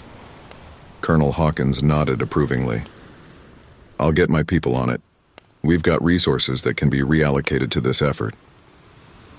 As the team mobilized around this new initiative, I felt a glimmer of hope. We were walking a tightrope between two worlds, the primordial force of nature embodied by the creature, and the complex civilization we'd built. Finding a balance wouldn't be easy, but it was necessary for both to survive. Weeks turned into months. Slowly but surely, a new pattern emerged. Areas touched by the creature's reshaping flourished with life, while carefully planned human settlements adapted to coexist with these renewed ecosystems. It wasn't perfect. There were setbacks, accidents, and times when the creature's actions seemed to defy our understanding. But we were learning, adapting, growing. One evening, as I stood on a cliff overlooking a newly reshaped valley, Emily joined me. The setting sun painted the lush landscape in hues of gold and green, a far cry from the devastation we'd feared when this all began. "Did you ever imagine it would turn out like this?" she asked, her voice soft with wonder. I shook my head, a wry smile on my lips. Not in my wildest dreams. When I first saw those moss patterns, I thought it was the end of everything. And instead it was a new beginning, she mused. As if in response to our conversation, a gentle tremor ran through the ground. Not the violent shaking of before, but a soft pulse like a heartbeat. The creature was near, continuing its endless work of renewal. I closed my eyes, opening my mind to its ancient presence. "We've come so far," I thought, hoping it would understand. "Thank you for working with us, for finding a way to coexist." The response came not in words, but in a feeling, a sense of harmony, of rightness. We were part of something greater now, part of the planet's own cycles of death and rebirth. As Emily and I turned to head back to the research station, I felt a profound sense of hope. The moss's warning had led us not to an ending, but to a new chapter in Earth's story, and we were here to help write it, one reshaped landscape at a time. The path ahead was uncertain, filled with challenges we could scarcely imagine. But as I looked out over the thriving valley, I knew that together, humans, moss, and ancient Earthshaper alike, we would find a way to face whatever came next. 5 years had passed since our first encounter with the creature. The world had changed in ways we could never have imagined. I stood before the United Nations General Assembly, preparing to deliver our annual report on what we now called the Global Ecosystem Restoration Initiative, or GERI. As I approached the podium, I could feel the weight of countless eyes upon me. Representatives from every nation on Earth were present, eager to hear about the progress and challenges of our unprecedented partnership with the ancient being. "Distinguished delegates," I began, my voice steady despite my nerves. 5 years ago, we faced what we believed to be the end of our world. Today I stand before you to report on how it became a new beginning. I gestured to the holographic display behind me, showing a map of the Earth with swirling patterns of green and blue. As you can see, the creature's reshaping activities have now touched every continent. Deserts bloom, dead zones in our oceans teem with life, and forests thought lost forever have been reborn. Murmurs of appreciation rippled through the audience, but I could see the tension in many faces. They knew the good news always came with caveats. "However," I continued, "our journey is far from over. While we've made tremendous strides in guiding the creature's activities, we continue to face significant challenges." I nodded to my colleague, Dr. Emily Chen, who stepped forward to take over the presentation. "One of our most pressing issues," Emily explained, "is the displacement of populations from areas designated for reshaping. Despite our best efforts at prediction and controlled guidance, the creature's actions can still be unpredictable." She brought up images of refugee camps and newly constructed cities. "We've relocated over 50 million people globally. While many have found new opportunities in our eco-integrated cities, others struggle to adapt. We're working tirelessly to improve our relocation programs and provide better support for these climate refugees." A delegate from a small island nation stood up. "Dr. Parker, Dr. Chen, my country is grateful for the restoration of our coral reefs and fisheries, but we've lost 40% of our land mass to rising sea levels that your controlled reshaping has been unable to prevent.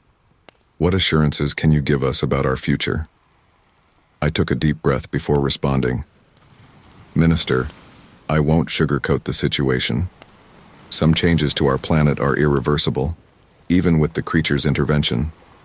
We're developing plans for floating cities and enhanced seawalls, but we must also face the reality that some lands will be lost. Our focus is on preserving lives and cultures, even if the geography must change." My words were met with a mix of resigned nods and frustrated murmurs. Another delegate, this time from a large industrial nation, stood to speak. "While we appreciate the ecological benefits," he said, his tone clipped.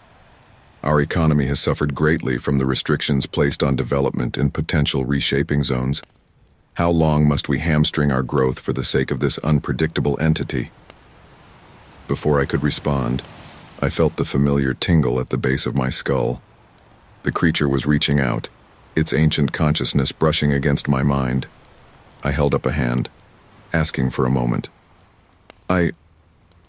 I'm receiving a communication from the entity, I said, closing my eyes to focus on the alien thoughts flooding my mind. The assembly hall fell silent, all eyes fixed on me. These moments of direct communication were rare and always significant. When I opened my eyes, I knew my face must have shown the awe I felt.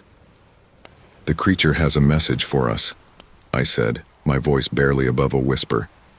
It says it's willing to work more closely with us, to synchronize its reshaping activities with our development plans, if we're willing to adapt our ways to be more in harmony with the natural world. Emily's eyes widened. Sam, are you saying it's offering a true partnership? Not just us reacting to its actions, but actual cooperation? I nodded, still processing the implications. It's offering to help us reshape our cities, to integrate them more fully with the restored ecosystems. But in return, it wants us to abandon some of our more destructive practices. No more fossil fuels, no more clear-cutting forests, no more overfishing. The assembly erupted into a cacophony of voices. Some delegates looked excited, others outraged. The Secretary General had to call for order several times before the room quieted. Dr. Parker, she said, her voice grave, you understand what you're proposing? You're talking about a complete restructuring of our global economy, our way of life. I met her gaze steadily. Madam Secretary General, distinguished delegates, I understand this is an enormous ask, but consider the alternative. We can continue to fight against the tide of change, struggling to maintain a way of life that's become unsustainable. Or we can embrace this opportunity to truly coexist with our planet, to become part of its cycles of renewal rather than agents of destruction. The room was silent for a long moment. Then slowly, one delegate stood up. Then another, and another. Soon the entire assembly was on its feet. The Secretary General looked around the room, then back at me. It seems, Dr. Parker, that we have a lot of work ahead of us. I propose we form a special committee to begin drafting plans for this transition. As the assembly dissolved into excited discussions, Emily pulled me aside. Sam, she whispered, her eyes shining with a mix of excitement and fear. Do you really think we can do this? Reshape our entire civilization? I looked out the window at the New York skyline, imagining how it might change in the years to come. Living buildings covered in moss and vines, streets turned into canals, rooftop forests stretching as far as the eye could see. We have to try, I said softly. This is why the moss warned us, why it led us to the creature, not just to prevent destruction, but to guide us towards a new way of living, a true symbiosis with our world. As we turned back to face the assembled leaders of humanity, I felt the weight of the task ahead, but I also felt hope. The path forward would be challenging, full of difficult changes and hard choices. But for the first time in a long time, it felt like we were moving in the right direction, towards a future where humanity and nature weren't at odds, but part of a greater harmonious whole. The moss's warning had been the beginning. Now it was up to us to write the next chapter in Earth's story. 20 years had passed since that fateful day in Olympic National Park. The world was unrecognizable, transformed by our partnership with the ancient creature. I stood at the edge of what was once New York City, now a sprawling eco-metropolis of living buildings and floating gardens. Dr. Parker, a young voice called out. I turned to see Maria, one of my most promising students, approaching. The final integration ceremony is about to begin. They're waiting for you. I nodded, taking a deep breath. Thank you, Maria. I'll be right there. As we walked towards the central plaza, I marveled at the seamless blend of human innovation and natural design. Moss-covered skyscrapers pulsed with bioluminescent light, their shapes twisting organically toward the sky. Streets had become canals, teeming with fish and water plants. The air was cleaner than it had been in centuries. "Are you nervous?" Maria asked, her eyes wide with excitement. I chuckled softly. After all these years, I'd be lying if I said I wasn't. This is, well, it's unprecedented. We arrived at the plaza, where a massive crowd had gathered. At the center stood a structure that defied description. Part building, part living organism. It pulsed with an otherworldly energy, moss patterns swirling across its surface in hypnotic patterns. As I made my way to the podium, I saw familiar faces in the crowd. Emily, her hair now streaked with gray, gave me an encouraging nod. Jake, who had become one of our lead communications experts, flashed a thumbs up. I cleared my throat and began to speak, my voice carried by bioengineered acoustics to every corner of the plaza. 20 years ago, we stood on the brink of destruction. An ancient force of nature had awakened, and we thought our world was ending. But today, we stand at the dawn of a new era. The crowd murmured in agreement, their faces a mix of anticipation and awe. We've learned to work with the land, not against it. We've reshaped our cities, our economies, our very way of life. And in doing so, we've given our planet a chance to heal, to flourish in ways we never thought possible. I gestured to the pulsating structure behind me. This integration hub represents the culmination of our efforts, a direct link between our consciousness and that of the ancient being we once feared.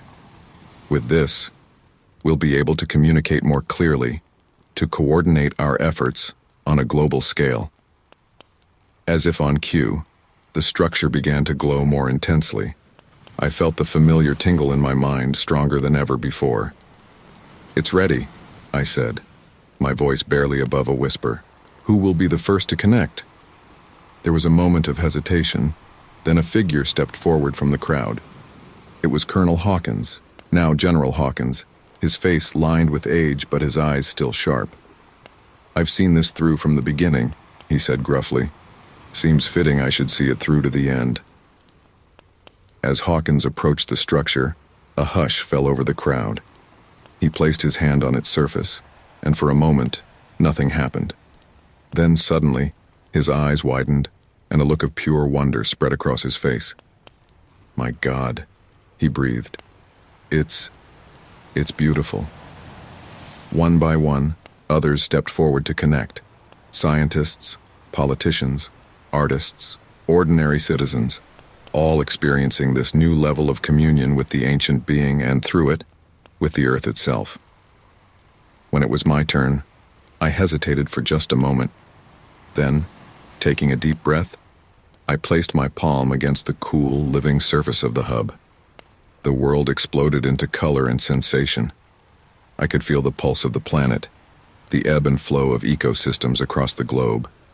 And there, at the center of it all, was the ancient consciousness we had come to know over the past 2 decades. We have waited long for this moment. Its thoughts resonated in my mind. For your kind to be ready to truly join with us, to become part of the greater whole. Tears streamed down my face as I responded. We're ready now. We understand finally what it means to be part of this world, not separate from it. As I opened my eyes, I saw that I wasn't alone in my emotional response. All around the plaza, people were weeping, laughing, embracing one another as they experienced this new connection. Emily made her way to my side, her eyes shining.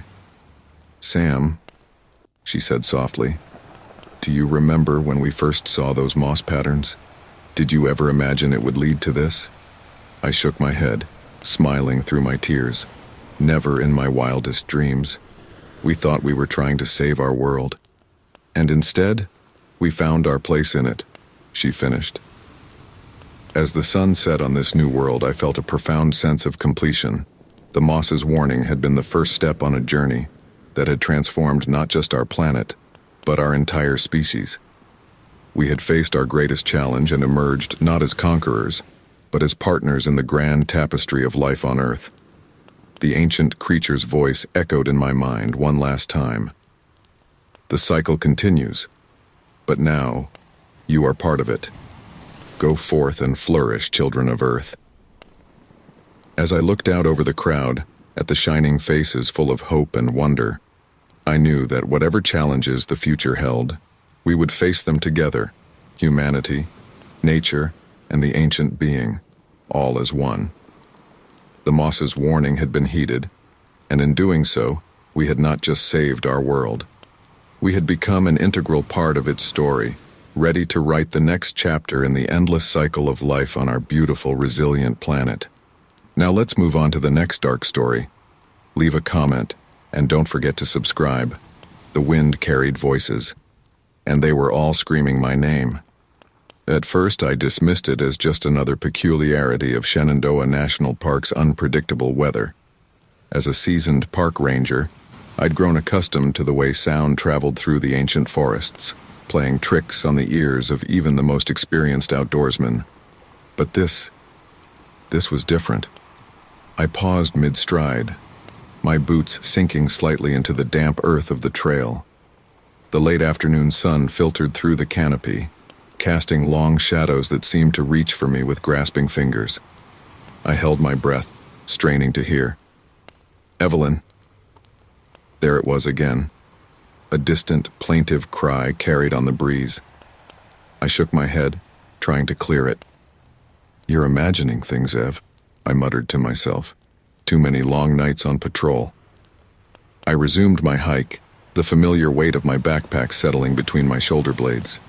The crisp autumn air filled my lungs as I climbed, the scent of decaying leaves and damp soil a comforting reminder of the natural cycle of life and death in the park. But with each step, the unease grew. The forest, usually alive with the chatter of birds and the rustle of small animals, had fallen eerily silent.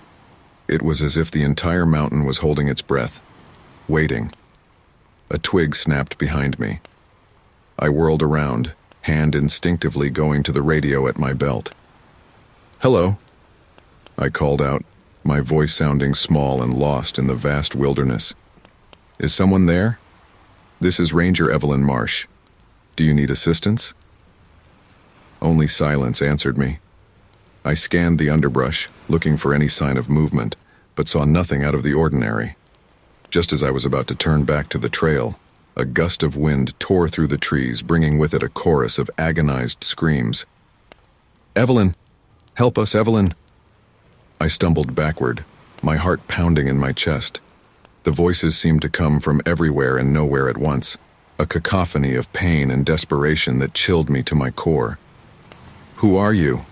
I shouted, spinning in place, searching frantically for the source of the cries. "Where are you?" "Here," a voice wailed, seeming to come from just beyond a thick stand of pines. "We're here. Evelyn!" I pushed through the branches, thorns tearing at my uniform, only to find nothing. Just more trees, more shadows, more emptiness. "This isn't happening," I whispered, running a shaking hand through my hair. "You're losing it, Ev. Maybe it's time for a vacation." As if in response to my thoughts, a cold laugh echoed through the forest. It was a sound devoid of mirth, filled instead with malice and dark promise. I felt the hairs on the back of my neck stand up, every instinct screaming at me to run. But I was a ranger. This was my park, my responsibility. If someone was in trouble, I had to help. "Okay," I said, forcing my voice to remain steady. "I'm going to radio for backup. If you can hear me, stay where you are. Help is on the way." I reached for my radio only to find static crackling from the speaker. The display, which should have shown my location and the time, was blank. A chill ran down my spine as I realized I was completely cut off. "Evelyn," a new voice whispered, so close it could have been speaking directly into my ear. "You can't help them. You can't even help yourself." I spun around, my flashlight beam cutting through the growing darkness. For a split second, I thought I saw a face among the trees, pale, gaunt, with eyes like empty sockets. but when I blinked, it was gone. "Who are you?" I demanded, my voice rising with barely contained panic. "What do you want from me?" The wind picked up again, swirling dead leaves around my feet. The voices returned, louder now, more insistent. "Justice," they howled. "We want justice, Evelyn." "For what?" I cried out, backing away from the unseen chorus. "I don't understand." But understanding was beginning to dawn, a horrible realization creeping into my mind like ice water in my veins. These weren't living voices calling for help. These were the cries of the dead, of souls long forgotten and buried in the dark heart of Shenandoah. And for some reason, they had chosen me to hear their pleas. As night fell, casting the forest into deep shadow, I made a decision. I couldn't leave. Not now. Whatever was happening here, whatever dark secret the park was hiding, I had to uncover the truth. For the sake of the voices on the wind, and for my own sanity. With a deep breath, I switched on my headlamp and plunged deeper into the woods, the chorus of spectral voices urging me onward into the unknown. Days stretched into weeks, and the voices became my constant companions. They were no longer content to whisper on the wind.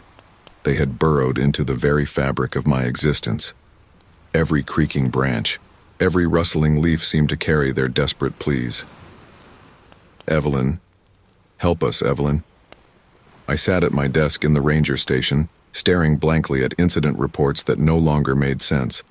The words swam before my eyes, rearranging themselves into macabre messages. "You okay, Ev?" my colleague Jake asked, peering at me with concern. "You look like you've seen a ghost." I forced a weak smile. "Just tired," I lied. "Been pulling too many night shifts." Jake nodded sympathetically. "Yeah, the park's been weird lately. Lots of missing hikers, strange noises. Maybe you should take some time off." As if on cue, a gust of wind rattled the windows, carrying with it a chorus of agonized screams. I flinched, but Jake didn't seem to notice. "You hear that?" I asked, my voice barely above a whisper. Jake cocked his head. "Hear what?" "The wind?" I swallowed hard. "Never mind. I think I will take that time off." But even in the sanctuary of my small cabin, the voices followed. They invaded my dreams, turning my sleep into a nightmare realm of half-glimpsed horrors and endless echoing screams. I jolted awake, drenched in sweat, the remnants of a particularly vivid dream clinging to my consciousness. In it, I had been wandering through a misty forest, the ground beneath my feet soft and yielding. With each step, skeletal hands had burst from the earth, clawing at my ankles, trying to drag me down into their cold embrace. "What do you want from me?" I shouted into the darkness of my bedroom. "Why me?" The wind outside picked up, whistling through the trees. "You know why," it seemed to say. "You've always known." I stumbled to the bathroom, splashing cold water on my face. When I looked up, I barely recognized the woman in the mirror. Dark circles shadowed my eyes, and my skin had taken on a sickly pallor. But it was my eyes that truly frightened me. They were haunted, filled with a knowledge I couldn't quite grasp. As I stared at my reflection, a pale face appeared over my shoulder. Its hollow eyes met mine in the mirror, its mouth opening in a silent scream. I whirled around, heart pounding, but the bathroom was empty. "This isn't real," I muttered, gripping the edge of the sink. "You're just sleep-deprived. You're imagining things." But even as I said it, I knew it wasn't true. The voices, the visions, they were all too vivid, too consistent to be mere hallucinations. I stumbled back to bed, but sleep eluded me. Instead, I found myself poring over old park records, searching for something. I didn't know what exactly, but I felt driven by an unseen force. As the first light of dawn crept through my windows, I came across a series of incident reports from the 1980s. A chill ran down my spine as I read about a string of disappearances. Hikers who had vanished without a trace, their bodies never found. "Oh God," I whispered, the pieces starting to fall into place. They're still here. They never left. A knock at my door made me jump. I opened it to find Jake, his face grave. Ev, we've got a situation. Another hiker's gone missing, last seen near White Oak Canyon. I felt the blood drain from my face. White Oak Canyon, the same area where many of the 80s disappearances had occurred. I'll be right there, I said, my voice sounding distant to my own ears. As Jake turned to leave, the wind picked up again. This time I wasn't the only one who heard it. Jake froze, his eyes widening. "Did you hear that?" he asked, his voice barely audible. It sounded like screaming. I nodded slowly, a mix of relief and dread washing over me. "You hear them too?" Before Jake could respond, a shadow fell over us. We both looked up to see a mass of dark clouds gathering overhead, swirling in an unnatural pattern. And in those clouds, I swear I could see faces, dozens of them, their mouths open in silent screams. "Evelyn!" they called, their voices carried on a wind that seemed to come from everywhere and nowhere. "It's time. You must uncover the truth." Jake stumbled backward, his face pale. "What the hell is going on, Ev?" I took a deep breath, steeling myself for what I knew I had to do. "I don't know," I said, "but I'm going to find out. Those voices, they're calling to me. They have been for weeks. And I think they're the spirits of people who died in this park. People who were murdered." Jake stared at me, his expression a mix of disbelief and fear. "Murdered? Ev, that's crazy. You need help." But even as he said it, I could see the doubt in his eyes. He had heard the voices too. He had seen the faces in the clouds. "Maybe I do need help," I said, grabbing my pack. "But not the kind you're thinking of. I need to go to White Oak Canyon. I need to find out what really happened there." As I set off into the forest, the voices grew stronger, more insistent. They were leading me somewhere, I realized, towards a truth that had been buried for far too long. And as the shadows of the trees closed in around me, I couldn't shake the feeling that I was walking into the heart of a nightmare, one from which I might never wake up. The moonless night enveloped me like a shroud as I made my way through the dense undergrowth of White Oak Canyon. The beam of my flashlight seemed feeble against the oppressive darkness, barely illuminating the path ahead. The voices that had haunted me for weeks now guided my steps, their whispers a macabre compass. "Here, Evelyn. We're here." I stumbled over a root, catching myself against a gnarled tree trunk. As my hand touched the rough bark, a jolt of something shot through me. A vision flashed before my eyes. A figure running through these same woods, terror etched on their face, pursued by an unseen menace. "Focus, Ev," I muttered to myself, shaking off the unsettling image. "You're here for answers, not more questions." As if in response to my thoughts, the ground beneath my feet suddenly gave way. I yelped in surprise, sliding down a muddy embankment. When I came to a stop, I found myself in a small clearing I'd never seen before, despite my years of patrolling these woods. That's when I saw it. Protruding from the rain-softened earth was a hand, skeletal, reaching. My heart pounded in my chest as I approached, my flashlight beam shaking. "Oh God," I whispered, the reality of what I was seeing sinking in. "Oh God, no." With trembling fingers, I keyed my radio. "This is Ranger Marsh. I've found human remains in White Oak Canyon, requesting backup and forensics team." Only static answered me. "Damn it," I hissed, realizing I was on my own. Taking a deep breath, I steeled myself for what I had to do next. Kneeling beside the protruding hand, I began to carefully clear away the surrounding soil. As I dug, more of the skeleton was revealed.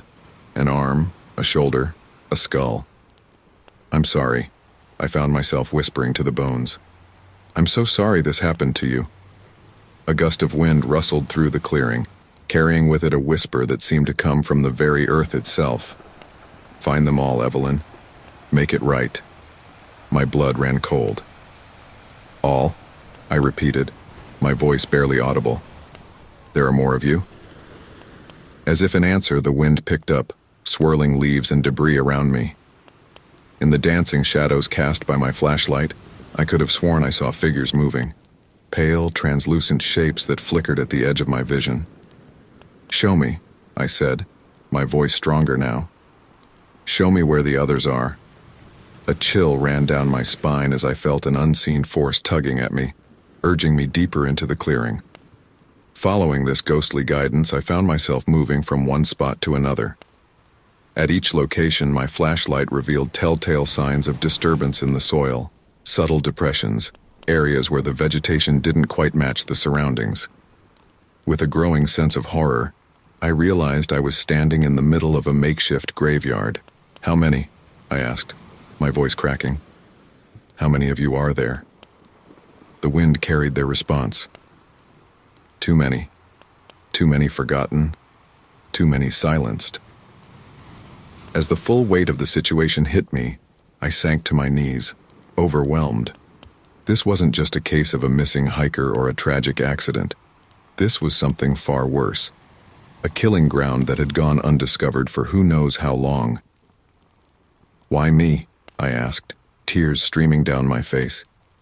"Why are you showing me this?"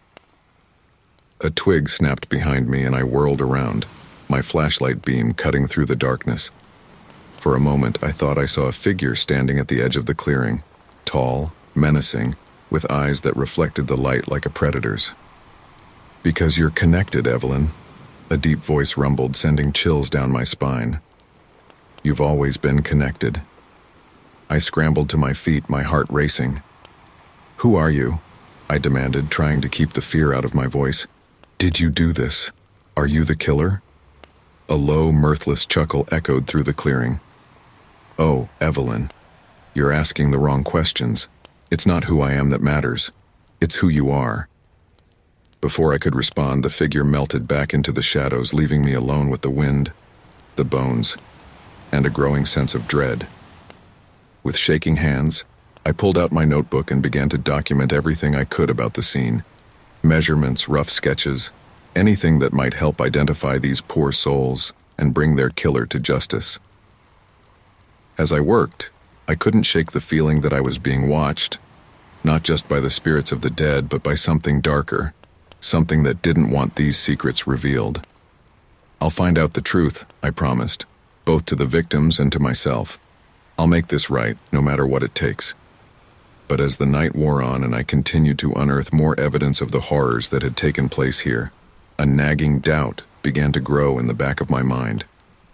The killer had spoken as if he knew me, as if we were connected somehow. What if the truth I was seeking was darker and more personal than I could have ever imagined? As the first light of dawn began to creep through the trees, I stood up, my clothes caked with mud, my mind reeling from all I had discovered. I knew that from this moment on, my life would never be the same. I was no longer just Ranger Evelyn Marsh. I was the keeper of a terrible secret, the only hope for justice for these forgotten victims. And somewhere out there, a killer was watching, waiting, knowing that I was getting closer to a truth that could destroy us both. The discovery of the mass grave site in White Oak Canyon had shaken me to my core, but it was only the beginning. With each passing day, the voices of the dead grew stronger, more insistent. They were no longer content with whispers on the wind. Now they invaded my every waking moment, showing me flashes of their final, terrifying moments. I sat at my kitchen table, surrounded by maps of Shenandoah National Park, each marked with red X's where I'd found remains. My hands trembled as I lifted a cup of cold coffee to my lips, my eyes bloodshot from lack of sleep. "Show me again," I whispered to the empty room. "I need to understand." As if waiting for my invitation, the visions hit me like a tidal wave. I gasped, the coffee cup slipping from my fingers and shattering on the floor as I was plunged into a nightmare not my own. I was running through the forest, branches whipping at my face, my lungs burning with each desperate breath. I could hear heavy footsteps behind me, getting closer with each passing second. The fear was overwhelming, all-consuming. "Please," I heard myself beg, but it wasn't my voice. It was younger, feminine, terrified. "Please don't hurt me." A deep chuckle resonated through the trees, seeming to come from everywhere at once. "Oh, sweetheart," a man's voice crooned, dripping with malice. "It'll all be over soon. You're going to help me create something beautiful." I felt a hand grab my shoulder, spinning me around. For a split second, I caught a glimpse of my attacker's face, a face that seemed oddly familiar, though I couldn't place why. Then I saw the glint of a blade, felt a sharp pain, and I snapped back to reality with a gasp, finding myself on the kitchen floor surrounded by shards of broken ceramic. My whole body shook as I tried to process what I'd just experienced. "It was him," I whispered, the realization dawning on me. I saw him. I saw the killer. As if in response, the wind outside picked up, rattling the windows. The voices of the dead swirled around me, no longer just sounds, but almost tangible presences. "Yes, Evelyn," they seemed to say. "Now you're beginning to see." I scrambled to my feet, grabbing a notepad. With shaking hands, I began to sketch the face I'd seen in the vision. Strong jaw, deep-set eyes, a scar running along the left cheek. As the image took shape, a chill ran down my spine. There was something unsettlingly familiar about those features. A knock at the door made me jump. I opened it to find Jake, my fellow ranger, standing there with a concerned look on his face. "Ev, you okay?" he asked, taking in my disheveled appearance and the broken mug on the floor. "You didn't show up for your shift, and you weren't answering your radio." I blinked, realizing I'd lost track of time. "Sorry, I've been working on something." "Come in, Jake. I need to show you what I found." As Jake entered, his eyes widened at the sight of my kitchen table covered in maps and notes. "What is all this, Ev?" I took a deep breath. "Remember those voices we heard? The missing hikers? It's all connected, Jake. There's a killer out there, and he's been using our park as his hunting ground for decades." Jake's face paled. "Are you sure? Have you reported this to the authorities?" I shook my head. "Not yet. I need more proof. But the victims... Jake, they're showing me things. Visions of what happened to them. And I think I saw the killer." I showed him the sketch I'd made. Jake studied it, his brow furrowed. "This is crazy, Ev. But there's something familiar about this face, almost like..." Before he could finish his thought, a gust of wind tore through the cabin, scattering my papers. In the swirling chaos, I saw flashes of pale faces, heard snippets of screams. Jake stumbled back, his eyes wide with fear. "What the hell was that?" he gasped. "They're trying to tell us something," I said, my voice barely above a whisper. "We need to go back to White Oak Canyon, Jake. There's more to find." Jake looked at me like I'd lost my mind, and maybe I had. But I could feel the pull of the spirits, the weight of their unresolved pain. "Ev, you need help," Jake said softly. "This isn't healthy. Maybe we should talk to the department psychologist." I shook my head vehemently. "No, you don't understand. I'm the only one who can help them. I'm the only one who can see the truth."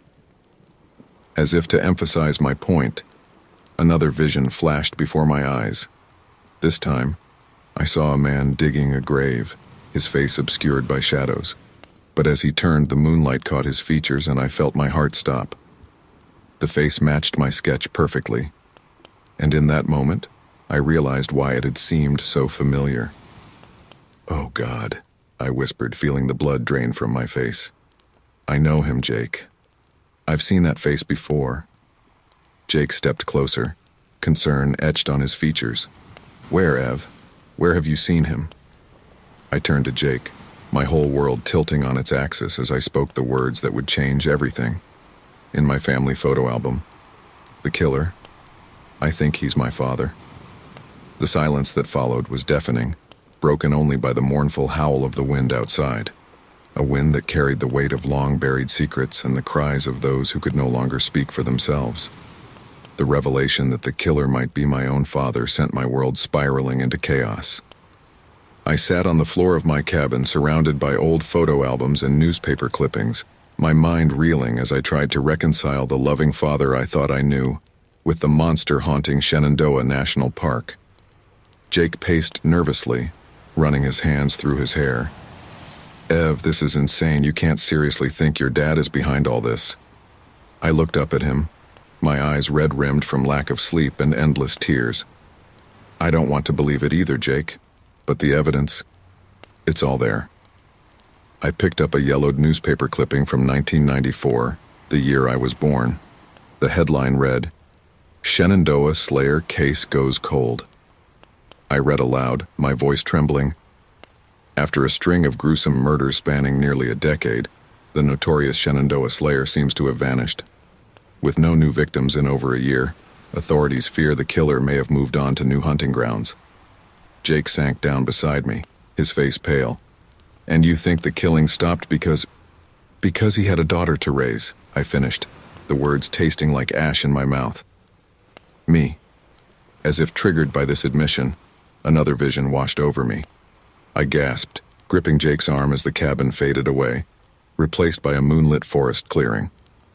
I saw my father, younger, but unmistakably him, kneeling over a freshly dug grave. His hands were covered in dirt and blood, his eyes wild with a fervor I'd never seen before. "This is the last one," he muttered to himself. "I have to stop now. For her. For Evelyn." The vision shifted, and suddenly I was looking through my father's eyes, feeling his thoughts as if they were my own. The thrill of the hunt, the intoxicating power of taking a life, it all coursed through me. But there was something else too. A genuine love, a desire to protect. To protect me. I came back to reality with a strangled cry, finding myself in Jake's arms, sobbing uncontrollably. "What did you see?" he asked softly, his earlier skepticism replaced by concern. Between ragged breaths, I told him about the vision, about feeling my father's twisted love and misguided attempt at redemption. Jake was quiet for a long moment before speaking. "Ev, even if this is true, and I'm not saying it is, you can't blame yourself. You were just a baby." I shook my head, pulling away from him. "You don't understand. It's not just about guilt. It's about connection. The voices, the visions, they're not random. They're trying to tell me something." I stood up, pacing the small cabin as my mind raced. The killing stopped when I was born, but now they're reaching out to me. Why? What's changed? As if in answer, I have to find him before he kills again. Jake moved to block the door. "I can't let you do this, Ev. You need help." For a moment I saw concern in his eyes, but it was quickly overshadowed by fear as he took in my changed demeanor. "Move, Jake," I said, my voice low and dangerous. "Don't make me hurt you." The words shocked me as much as they did him. This wasn't me speaking, not really. It was the collective voice of the victims, their thirst for vengeance overpowering my own will. Jake hesitated for a moment before stepping aside. "Ev, please," he pleaded. "Don't do this. Let me help you." But I was already moving past him, out into the dark forest. As I stepped into the night, I felt a surge of power coursing through me. The trees seemed to bend away, the shadows guiding my path. I was no longer just Evelyn Marsh, park ranger. I was a vessel for the dead, a weapon forged from decades of pain and injustice. And I was coming for the Shenandoah Slayer, the man who gave me life, and who had taken so many others. As I disappeared into the darkness, I heard Jake's voice calling after me, fading into the distance like a dream. Ahead of me, the forest whispered its secrets, leading me towards a confrontation that would either end the nightmare or consume me entirely. The forest had become a living, breathing entity around me. Every rustling leaf, every creaking branch seemed to whisper dark secrets. I moved through the wilderness with an unnatural grace, guided by the collective will of the spirits that now resided within me. But with this newfound power came a terrifying realization. I could feel my father's presence in the park. It was a palpable evil that hung in the air like a miasma, tainting everything it touched. As I crested a hill, I caught sight of a figure in the distance. My heart leaped into my throat as I recognized the silhouette, the broad shoulders, the confident stride. It was him, the Shenandoah Slayer, my father. I crouched behind a large oak, my breath coming in short, sharp gasps. The voices of the dead crescendoed in my mind, screaming for vengeance. "Quiet," I hissed, pressing my palms against my temples. "I need to think." But thinking was becoming increasingly difficult.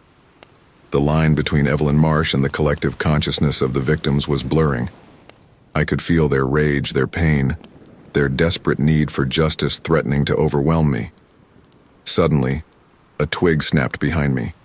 I whirled around, coming face to face with Jake. His eyes were wide with fear and concern. "Ev," he whispered, reaching out a tentative hand. "Thank God I found you.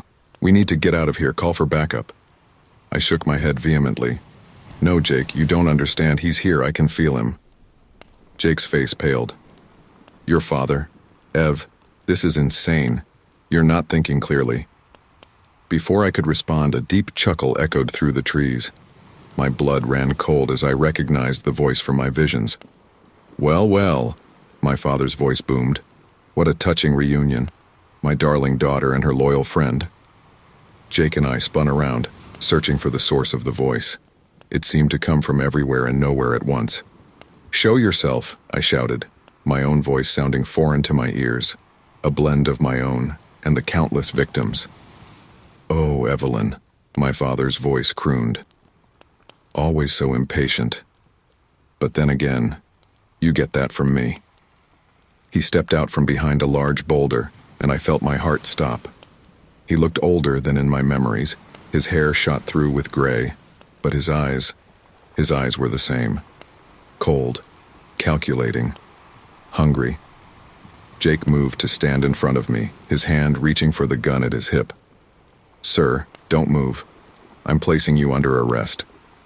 My father's laugh sent chills down my spine. Brave boy, foolish but brave. His eyes locked onto mine.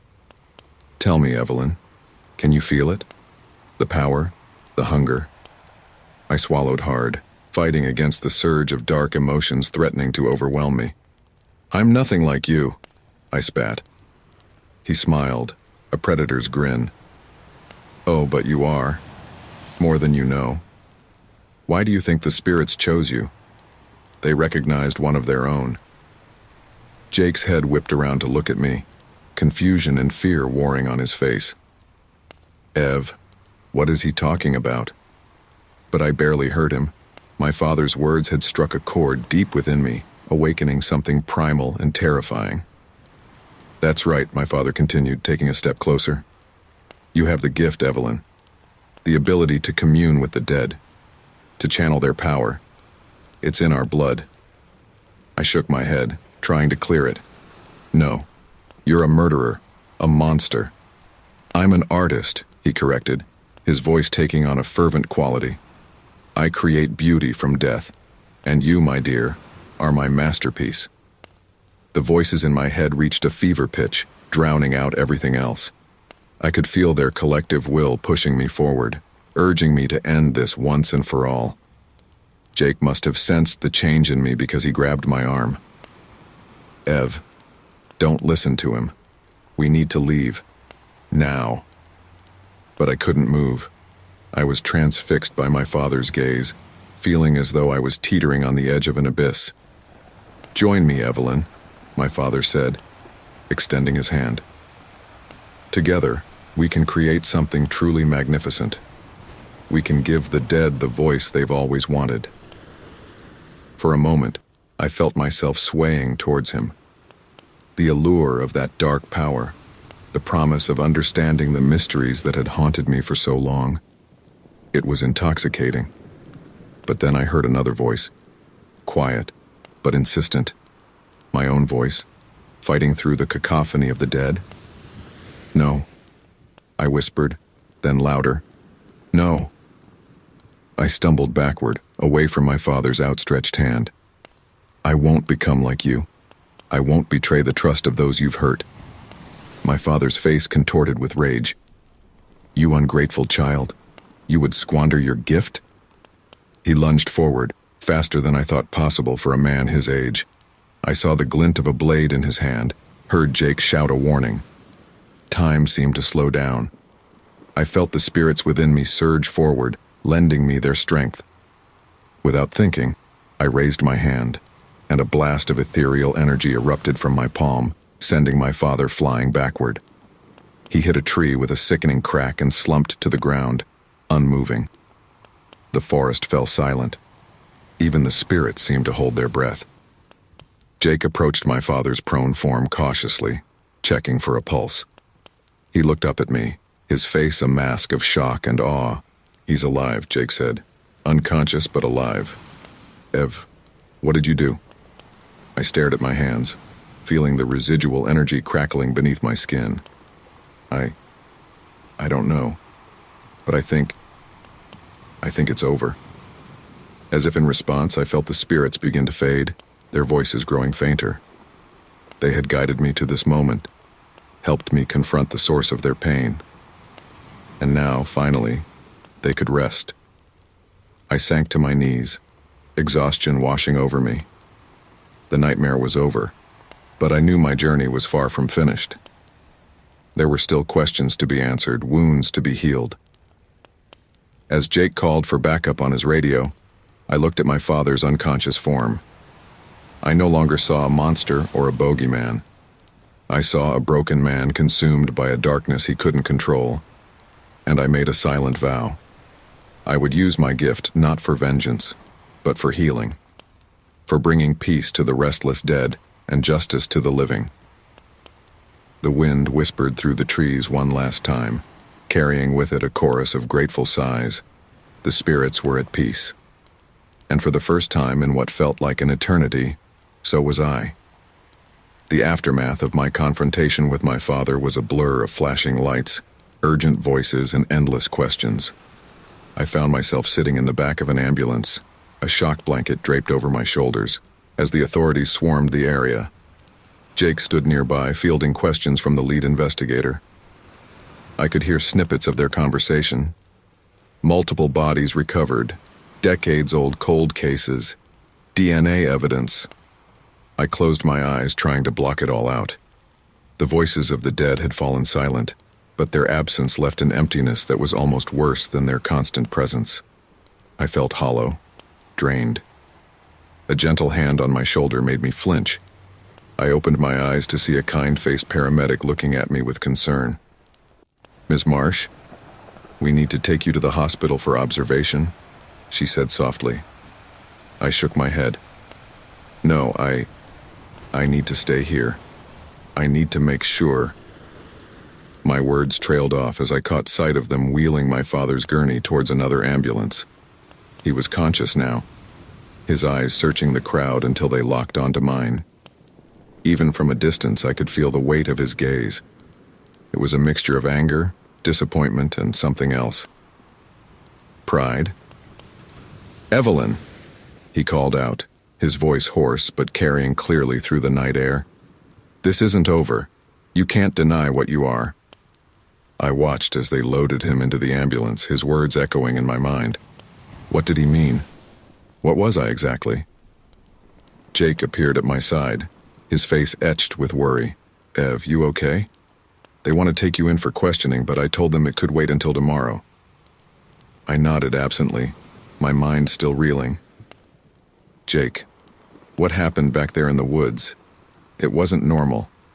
I did something impossible. He glanced around nervously before leaning in close. I know, I saw it. But Ev, we can't tell anyone about that. They'd never believe us, and if they did... He didn't need to finish the thought. I knew what would happen if the world found out about my abilities, whatever they were. Ms. Marsh? A new voice cut through my thoughts. I looked up to see a serious-looking woman in a dark suit approaching. "I'm Agent Simmons with the FBI. I know this has been a trying experience, but I need to ask you a few questions." I straightened up, trying to compose myself. "Of course, Agent Simmons. What do you need to know?" She pulled out a notebook. "Can you tell me how you knew where to find the bodies and how you knew your father was involved?" I hesitated, glancing at Jake. He gave me a subtle nod, encouraging me to stick to a plausible story. I've been having nightmares," I began, choosing my words carefully. "Vivid dreams about people in distress in the park. At first I thought it was just stress from work, but then I started noticing patterns. Places in my dreams matching locations of missing persons reports." Agent Simmons raised an eyebrow. "And your father?" I swallowed hard. I recognized him in one of the dreams. It was horrifying. I couldn't believe it at first, but the more I investigated, the more it all fit. She scribbled in her notebook. "And tonight? How did you know he'd be here?" "I didn't," I lied. I was actually coming to gather more evidence. Running into him was pure chance." Agent Simmons studied me for a long moment, her expression unreadable. Finally, she nodded. "Thank you, Ms. Marsh. We'll need a full statement from you tomorrow. For now, get some rest. You've been through a lot." As she walked away, I let out a shaky breath. Jake squeezed my shoulder reassuringly. "You did good, Ev. It's over now." But even as he said it, I knew it wasn't true. This wasn't the end. It was just the beginning. I looked out over the park, the place I'd called home for so long. In the distance, I could see the faint outlines of spirits drifting between the trees. They were always there, I realized. I just hadn't been able to see them before. "Jake," I said quietly, "I can't stay here." He looked at me, surprised. "What do you mean?" I turned to face him, my decision solidifying as I spoke. "There are others out there, other gifted individuals. And there are more restless spirits, more unsolved crimes. I need to find them. I need to help." Jake's face fell. "Ev, you can't be serious. After everything that's happened..." "Because of everything that's happened," I countered. "I have this ability for a reason. I can't ignore it." He was quiet for a long moment before nodding slowly. "I understand. But Ev, promise me you'll be careful, and that you'll stay in touch." I managed a small smile. "I promise." As the first light of dawn began to break over the mountains, I felt a sense of purpose settling over me. The park ranger uniform no longer felt right. I was something else now. A mediator between the living and the dead, a seeker of justice for those who could no longer speak for themselves. I took one last look at Shenandoah National Park, the place where my journey had begun. Then, with a deep breath, I turned and walked away, ready to face whatever darkness lay ahead. The wind whispered through the trees, carrying with it the faint echoes of spectral voices. But this time, I wasn't afraid. I was ready. "I hear you," I whispered back. "And I'm coming." As I disappeared into the early morning mist, I left behind the life I had known. Evelyn Marsh, park ranger, was gone. In her place was someone new, someone forged in the crucible of unimaginable horror and supernatural awakening. The Shenandoah Slayer's daughter had become the voice of the voiceless, the champion of the forgotten. And my story, I knew, was far from over. Now let's move on to the next dark story. Leave a comment and don't forget to subscribe. The crunch of leaves beneath my boots echoes through the hushed forest as I veer off the main hiking path. A deer trail, barely visible amidst the undergrowth, beckons me forward. I've always prided myself on my sense of adventure, but today, something feels different.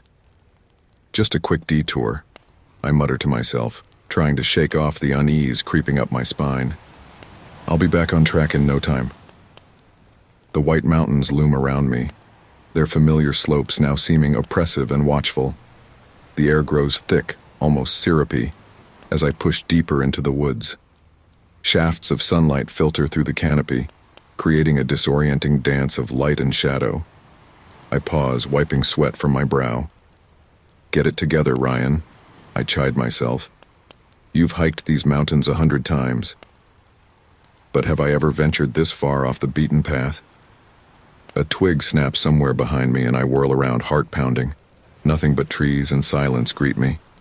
Yet I can't shake the feeling of being watched, of unseen eyes boring into me from every direction. I fumble for my water bottle, taking a long swig to calm my nerves. As I recap it, I notice my hands are trembling. What's wrong with me today? Hello? I call out, immediately regretting the decision as my voice seems to be swallowed by the forest.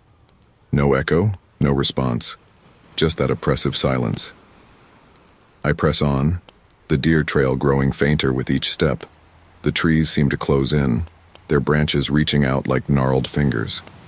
I swear I can hear whispers on the wind, but when I strain to listen, there's nothing but the sound of my own ragged breathing.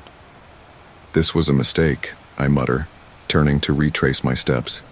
But as I look back, my blood runs cold. The path I've been following has vanished, swallowed up by thick underbrush. How is that possible? I've only been walking for... how long has it been?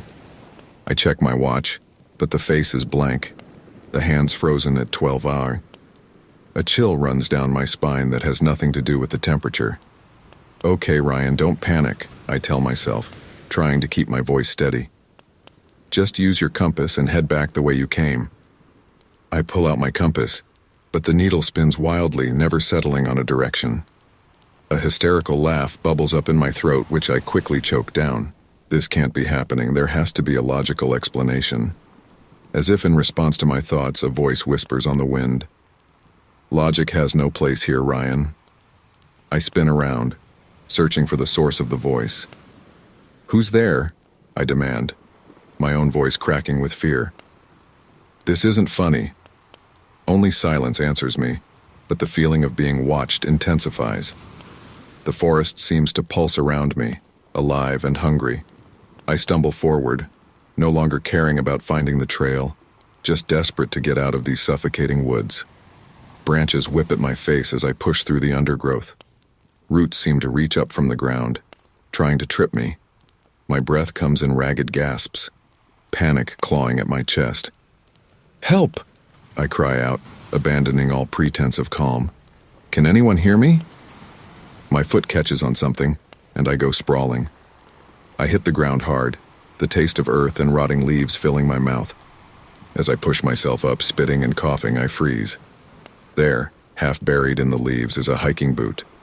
Not just any boot, my boot.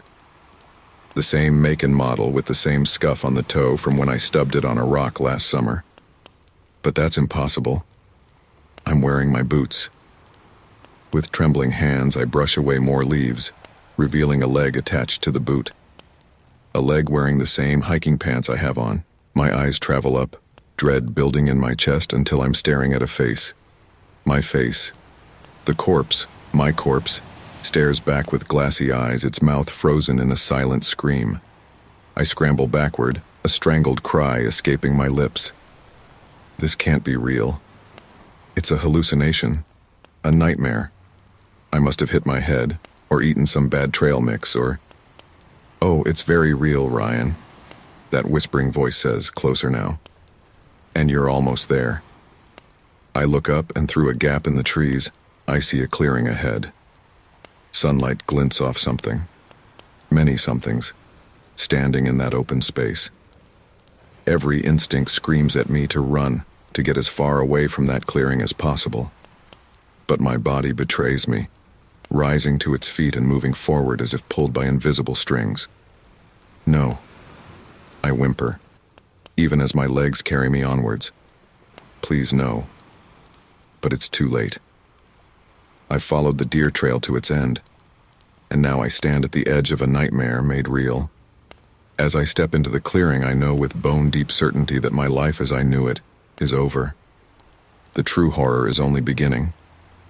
I stumble into the sun-dappled clearing, my relief at escaping the oppressive forest lasting only a heartbeat before horror floods my veins.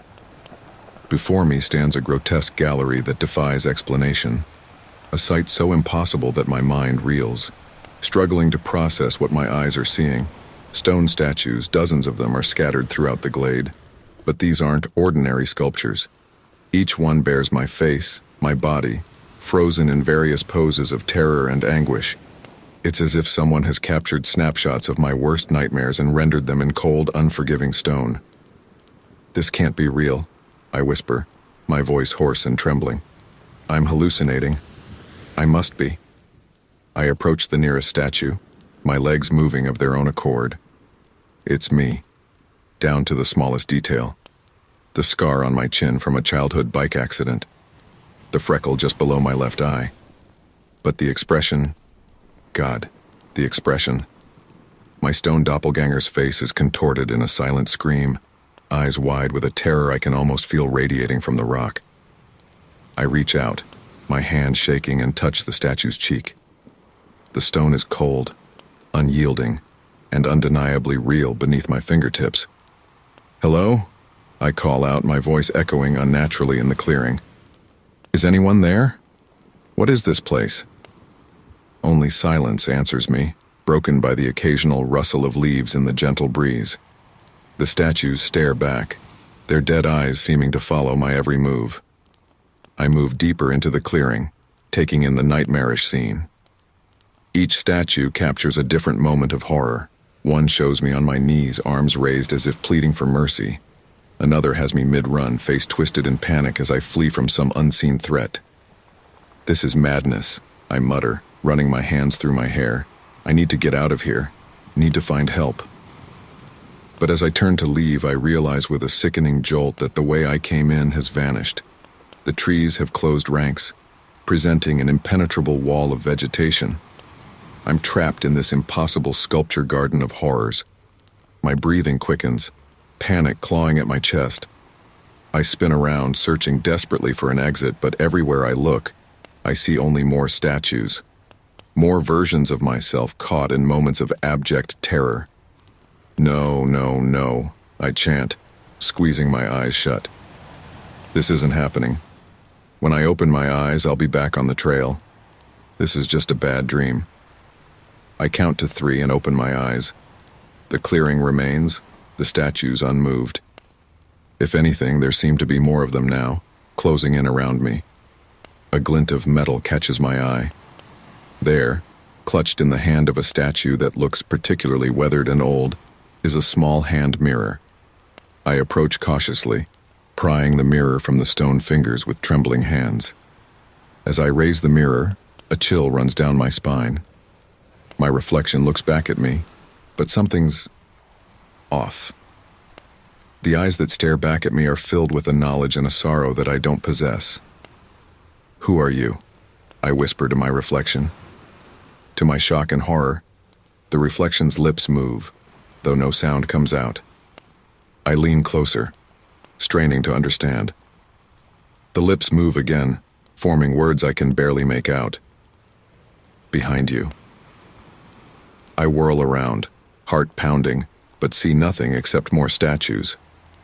When I look back at the mirror, my reflection is normal again, mirroring my terrified expression. "What's happening to me?" I cry out, my voice cracking with fear and frustration. "Someone please help me understand."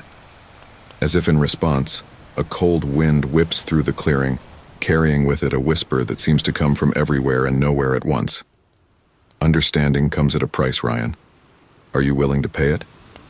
I clutch the mirror to my chest, backing away from nothing, everything.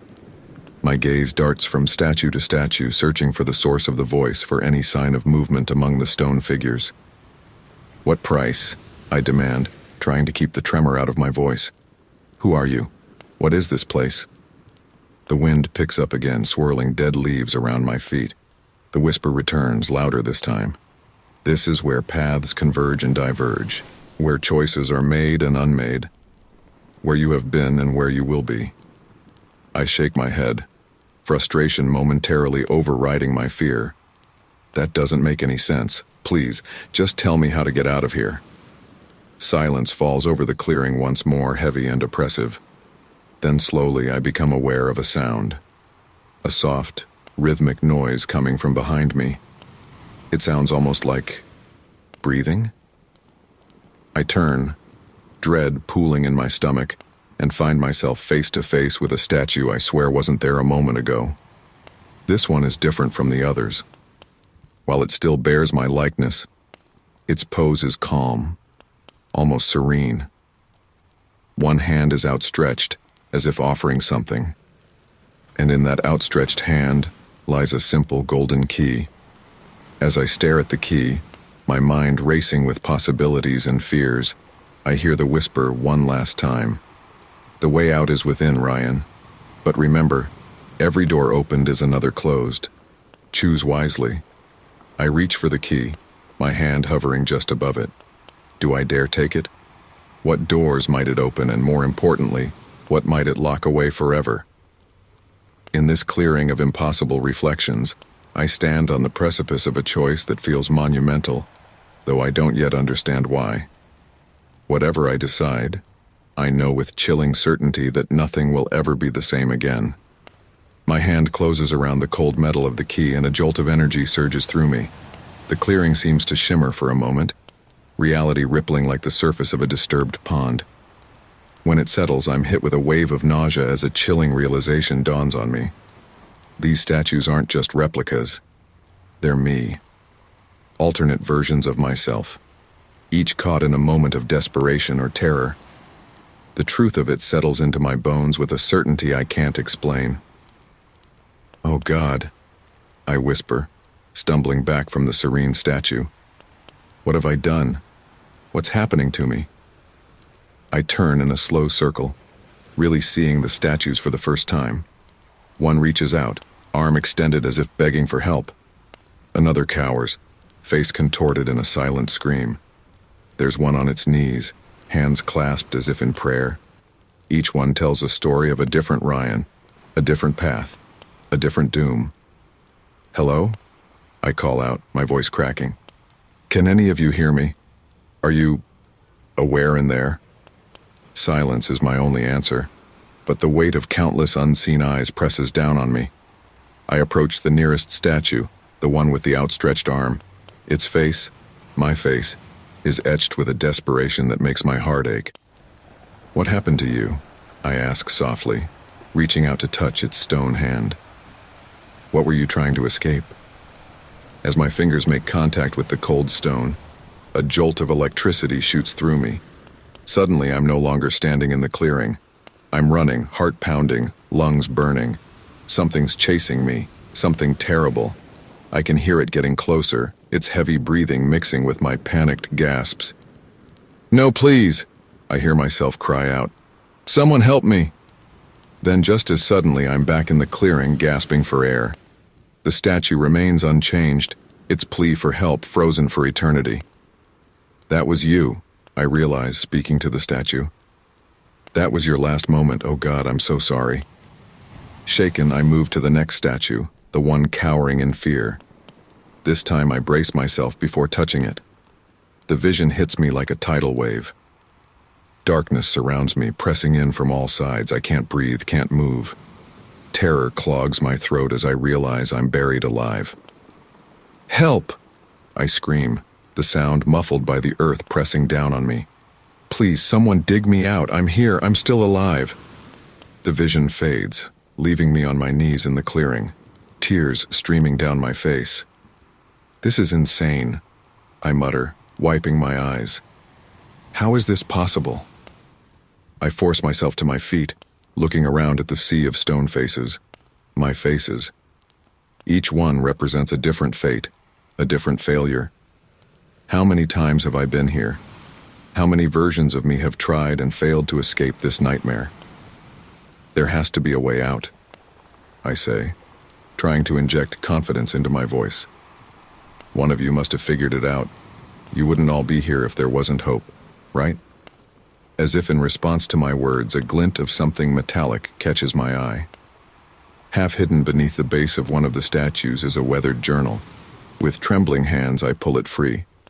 The handwriting inside is unmistakably mine, yet the entries speak of countless loops, failed escapes, and a growing sense of despair. I flip through the pages, my horror growing with each passage I read. Loop 17. Tried to outlast the creature. Failure. Became statue at sundown. Loop 23. Attempted to destroy the statues. Failure. They're indestructible. Loop 42. Tried to map the clearing. Failure. Layout shifts with each loop. On and on it goes. A catalog of futility and mounting hopelessness. The final entry chills me to my core. I've lost count of the loops. I'm so tired. Maybe this time I'll just let it take me. I'm sorry to the next Ryan. I hope you're stronger than I was. I close the journal, feeling the weight of countless doomed attempts crushing down on me. How many times have I stood here thinking I could be the one to break the cycle? How many times have I failed? No, I say, clenching my fists. I won't accept this. There has to be a way out. There has to be something you all missed. I look up at the stone faces surrounding me, searching for any hint, any clue that might lead to salvation. I'm not giving up, I tell myself. I'll find a way to save us all. To break this cycle. I have to. But even as I say the words, doubt gnaws at me. The clearing seems to pulse with malevolent energy, as if laughing at my determination. How can I hope to succeed where so many versions of myself have failed? The key in my hand suddenly feels heavier, more significant. What doors might it open? What secrets might it reveal? And more importantly, what price will I have to pay to use it? As the sun begins to dip lower in the sky, casting long shadows across the clearing, I realize I'm running out of time. Whatever I'm going to do, I need to do it soon. Before I become just another statue in this garden of lost futures, another warning for the next Ryan to stumble into this nightmare. Okay, I say, squaring my shoulders. Let's figure this out. Together. And with that, I set out to explore the clearing more thoroughly, the journal clutched in one hand, the key in the other. Somewhere in this maze of stone and sorrow, there has to be an answer. And I'm determined to find it, no matter the cost. As I meticulously explore the clearing, cataloging each statue and searching for clues, a twig snaps behind me. I whirl around, heart pounding against my ribcage.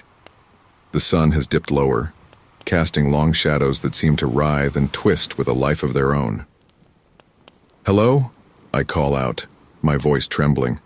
Is someone there? Silence answers me, but the hairs on the back of my neck stand on end.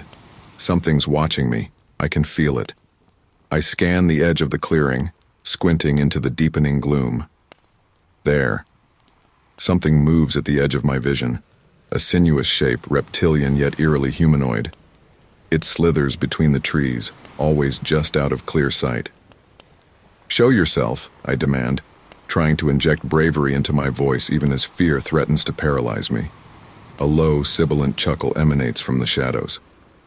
Oh, Ryan, a voice hisses, seeming to come from everywhere and nowhere at once. You don't really want that, do you? I spin around, trying to locate the source of the voice. What are you? What do you want from me?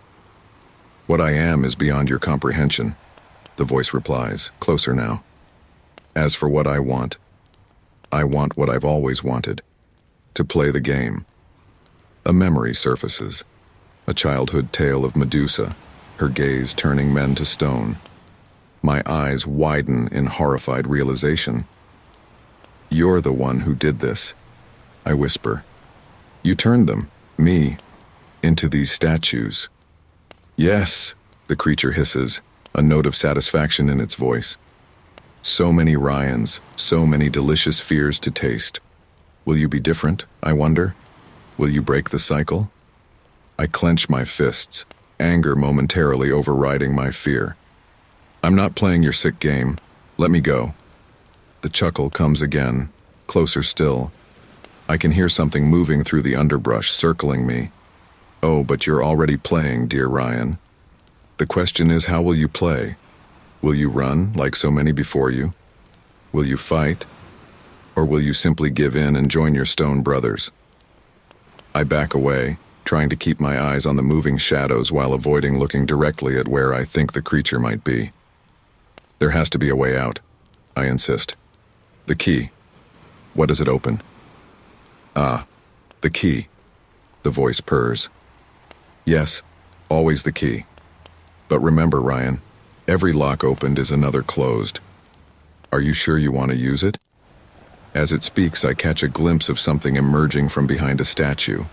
Scales glint in the fading sunlight, and I quickly avert my eyes, heart racing. Why are you doing this, I ask, desperate to keep it talking while I try to formulate a plan. What do you get out of tormenting me, us, over and over? The creature lets out a sound that might be a laugh, might be a snarl. Why does the cat toy with the mouse? Why does the storm ravage the coast? It is simply in my nature, Ryan. And you are my favorite plaything.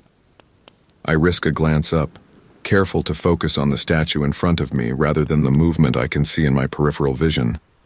The creature is circling closer, and I know with bone-deep certainty that if our eyes meet, I'm done for. There has to be more to it than that, I argue, slowly edging towards a cluster of statues. If I can just keep something between me and it. You said this is a game. Games have rules, don't they? How do I win? The creature's voice drops to a whisper, so close now I can feel its breath on the back of my neck. Win? Oh, my dear Ryan, you don't win. You survive. Or you don't. That's the beauty of it.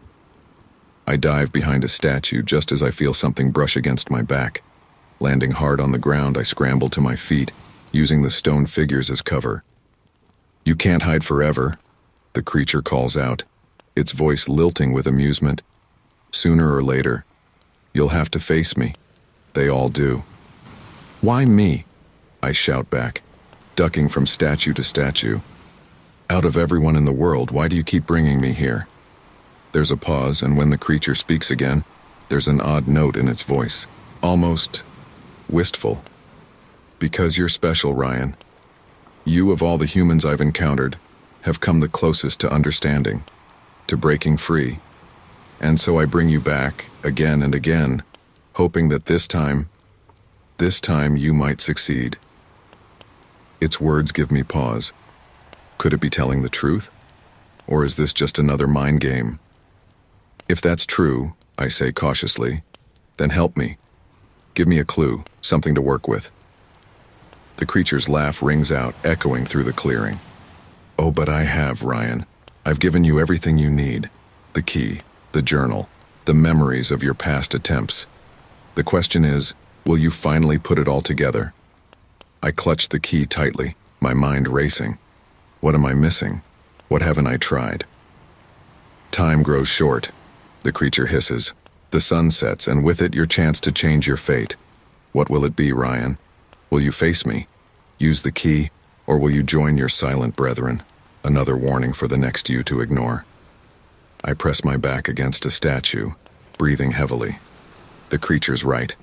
I'm running out of time. I need to make a decision, and fast. But as the shadows lengthen, and the creature's presence looms ever closer, I'm paralyzed by indecision. Every choice feels wrong, every path a potential trap. How can I possibly hope to outwit something that's been playing this game for who knows how long? As if sensing my turmoil, the creature speaks again, its voice almost gentle. Remember, Ryan, the way out is within. It always has been. With those cryptic words hanging in the air, I steel myself for what comes next. Whatever I decide, I know this encounter is reaching its climax. The true test is about to begin, and the stakes couldn't be higher. My life, my fate, and possibly the fate of every Ryan who's come before me, it all hangs in the balance. And the sun continues to set, marking the inexorable approach of my moment of truth. The creature's words echo in my mind. The way out is within. I clutch the weathered journal tightly, its pages filled with the desperate scrawlings of my past selves. With trembling hands, I open it once more, determined to find something, anything, that might help me break this nightmarish cycle. There has to be a pattern, I mutter, flipping through the pages. Something I've missed before. The creature's voice slithers through the air. Time is a fickle thing, Ryan. It bends and twists, but always returns to its original shape. Or does it? I ignore the taunt, focusing on the journal entries. Dates blur together, each loop varying in length but always ending the same way. With me turned to stone, another failed attempt. But then, something catches my eye. A phrase repeated across multiple entries. The moment of overlap. What does this mean? I ask aloud, not really expecting an answer. To my surprise, one comes. The creature's voice is closer now, almost contemplative. Ah, you've found it at last. The question that matters most. I spin around, careful to keep my gaze lowered. What are you talking about? What's the moment of overlap? A low chuckle emanates from the shadows. Think, Ryan. You're so close. What happens when past, present, and future collide? I furrow my brow, mind racing. The statues, the journal, the key, they're all pieces of a puzzle I can't quite solve. But something's nagging at me, a half-formed thought just out of reach. The statues, I say slowly, they're not just alternate versions of me. They're me from different loops, aren't they? Yes, the creature hisses, a note of excitement in its voice. Go on. I pace the clearing, ideas tumbling over each other. And this journal, it's not just one journal, it's compiled from multiple loops, multiple versions of me. That's why some of the handwriting looks older, some newer. You're beginning to see, the creature purrs, but seeing isn't enough. You must understand. I run my hands through my hair, frustration mounting. Understand what? That I'm trapped in some kind of time loop, that no matter what I do, I always end up back here? Do you? The creature asks, its voice maddeningly calm. Always end up back here? Think, Ryan. Really think.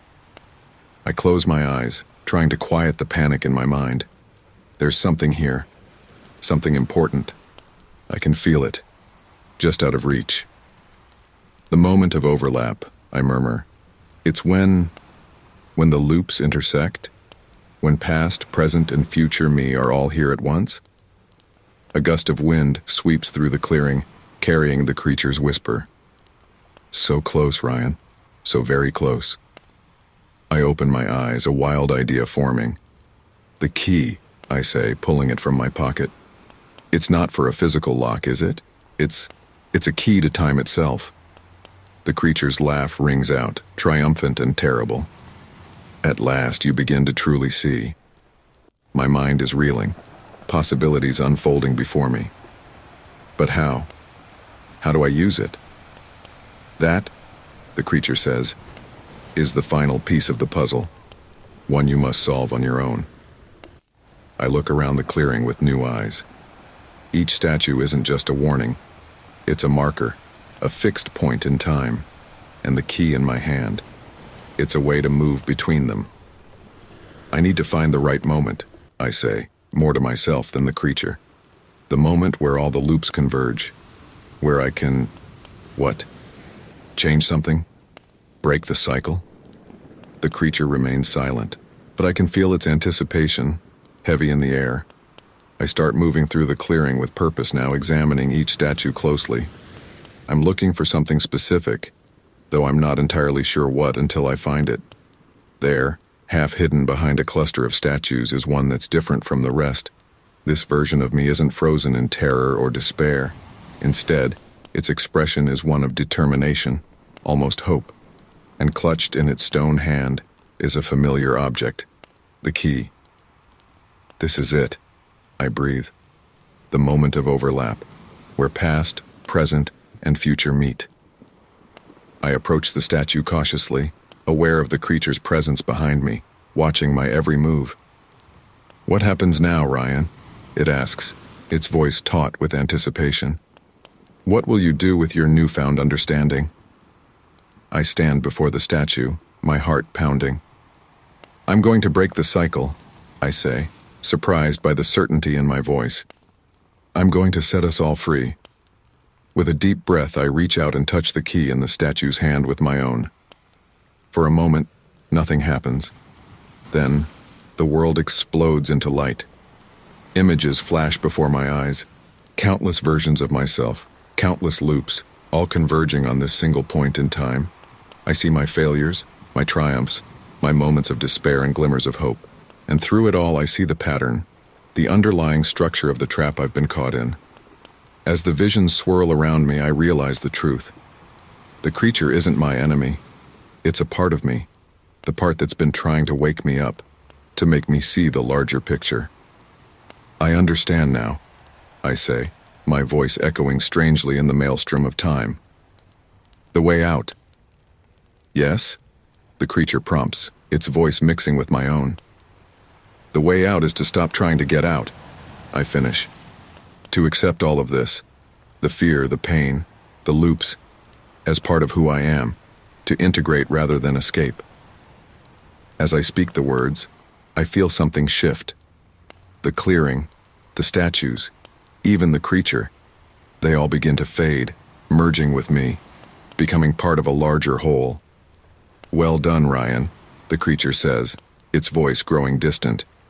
You've finally solved the puzzle.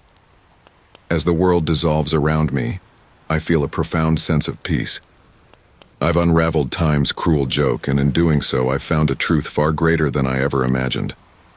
The last thing I hear before everything fades to white is my own voice, past, present, and future combined, whispering, "The journey was the destination all along."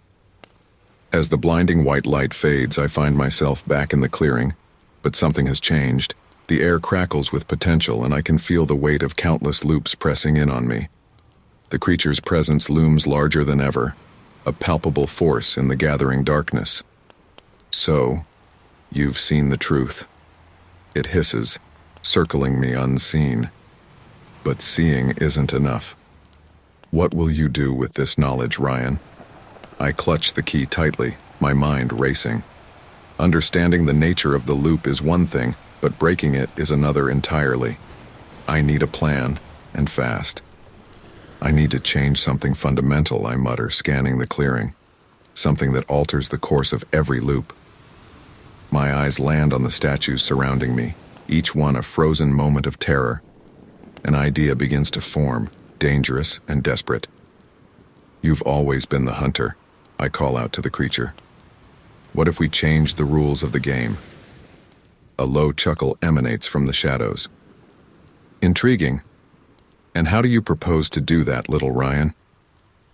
I take a deep breath, steeling myself. By becoming the hunter myself. The creature's laughter grows louder, edged with excitement and something that might be fear. Bold words. But do you have the courage to back them up? We're about to find out, I reply, my voice steadier than I feel. I begin moving through the clearing with purpose, gathering reflective surfaces, shards of mirror from broken statues, polished stones, anything that might serve my needs. As I work, I explain my plan, partly to the creature, and partly to steady my own nerves. You've always relied on direct eye contact to turn your victims to stone, I say. But what if I could reflect your gaze back at you? What if I could turn the hunter into the hunted? The creature's voice grows cold. A dangerous game you're playing, Ryan. Are you sure you're prepared for the consequences? I pause in my preparations, doubt gnawing at me. What consequences? Think, Ryan. It hisses. If you succeed in turning me to stone, what happens to the loop? To all the versions of you trapped here? To yourself? The implications hit me like a physical blow. If I destroy the creature, I might very well be destroying myself, or at least crucial parts of myself. But the alternative is to remain trapped in this endless cycle of fear and failure. It's a risk I have to take, I say finally. For all of us. As I speak, I begin arranging my collected reflective surfaces in a careful pattern around the clearing. Each placement is deliberate, designed to create a web of reflected light that will be almost impossible to avoid. The creature's presence grows more agitated, slithering from shadow to shadow. You're making a mistake, Ryan. There are other ways, safer paths. No, I cut it off. No more safe paths, no more running. This ends now, one way or another. As I place the final mirror, I can feel the tension in the clearing reach a fever pitch. The very air seems to vibrate with potential energy. Last chance, the creature warns. Turn back now and we can forget this foolishness. Continue and you risk everything. I stand in the center of my mirror trap, heart pounding. I'm done forgetting. I'm done running. Face me if you dare. For a long moment, silence reigns. Then, with a sound like tearing reality, the creature begins to emerge from the shadows. I catch glimpses of scales, of sinuous movement, but I keep my eyes firmly fixed on the ground. Look at me, Ryan, it commands, its voice a hypnotic hiss. See your fear made flesh. I can feel its gaze burning into me, the temptation to look up almost overwhelming. But I hold firm, waiting for just the right moment. No, I say, my voice barely a whisper. You look at me. With that, I activate my trap. I raise a mirror in each hand, angling them precisely while keeping my own eyes tightly shut. The clearing explodes with reflected light bouncing from surface to surface in a dizzying array. The creature lets out a terrible shriek, equal parts rage and fear. What have you done? I can hear it thrashing, trying to escape the web of light, but it's too late. The trap is sprung. I'm setting us both free, I grit out, muscles straining to hold the mirrors steady. The air grows heavy, charged with otherworldly energy. The creature's screams reach a fever pitch, then suddenly cut off. In the ringing silence that follows, I hear a sound that chills my blood, the unmistakable crack of stone. Slowly, cautiously, I open my eyes. There, in the center of my mirror trap, stands a new statue. But this one isn't human. It's a twisted serpentine form, frozen in a moment of horrified realization. As I stare at the petrified creature, a wave of dizziness washes over me. The clearing begins to shimmer and fade, reality itself seeming to unravel around me. What's happening? I gasp, dropping the mirrors as the world spins. As if in answer, I hear my own voice, or perhaps the creature's, or perhaps both intertwined, whisper. The gambit is played. The hunter becomes the hunted. But remember, Ryan, in changing the game, you've changed yourself. Are you prepared for what comes next? Before I can respond, the clearing, the statues, and even my own body dissolve into mist. I'm falling, spinning, hurtling towards an unknown destination. As consciousness fades, one last thought echoes through my mind. In my desperate bid for freedom, have I truly broken the cycle? Or have I simply set in motion an even greater, more terrifying loop? The answer, I realize as darkness claims me, lies in whatever new reality awaits on the other side of this transformation. A reality I've created, for better or worse, through my desperate gambit. Consciousness returns slowly, like wading through thick fog. I blink, disoriented, as the world gradually comes into focus. I'm back in the clearing, but everything feels different. The air shimmers with an otherworldly energy, and the statues that once surrounded me are gone, replaced by swirling mists that seem to hold fleeting images within their depths. Hello? I call out, my voice echoing strangely. Is anyone there? A familiar chuckle responds, sending chills down my spine. Always and never, Ryan. We are here, and we are nowhere. I spin around, searching for the source of the voice. We? What do you mean, we? The mists coalesce, forming a vaguely humanoid shape before me. It's me, but not me. A shifting amalgamation of all my past selves, including the creature I thought I'd defeated. You've done it, Ryan, the figure says, its voice a chorus of my own. You've broken the cycle and remade it anew. I take a step back, overwhelmed. I don't understand what's happening. The figure spreads its arms, encompassing the surreal landscape around us. You sought to change the game, to become the hunter instead of the hunted. In doing so, you've transcended the loop. But actions have consequences, especially here at the nexus of all possibilities. As it speaks, images flash through the mists, countless versions of myself, countless potential futures and pasts, all swirling together in a dizzying kaleidoscope. So what now? I ask, trying to keep my voice steady. Am I free, or just trapped in a different kind of loop? The figure smiles, an expression both familiar and alien. That, my dear Ryan, is up to you. You stand at a crossroads of infinite possibilities. The question is, which path will you choose? I close my eyes, taking a deep breath to center myself. When I open them, I've made my decision. I want to understand, to see the full picture. A dangerous wish, the figure warns. Are you sure you're prepared for the truth? I nod, resolute. I've come too far to turn back now. The figure reaches out, touching my forehead. Then see, Ryan. See it all. The world explodes into light and sensation. I'm everywhere and everyone at once. Every version of myself that has ever been or could be. I feel the terror of countless loops, the exhilaration of near escapes, the despair of failure. But I also feel hope, determination, and a burning curiosity that transcends all fear. As the visions wash over me, I begin to understand. The creature, the loop, the clearing, they were all parts of myself, manifestations of my own fears and desires. The trap wasn't external, but internal, a construct of my own making. I see now, I gasp as the visions fade. I was never truly trapped, was I? The loop was a journey of self-discovery?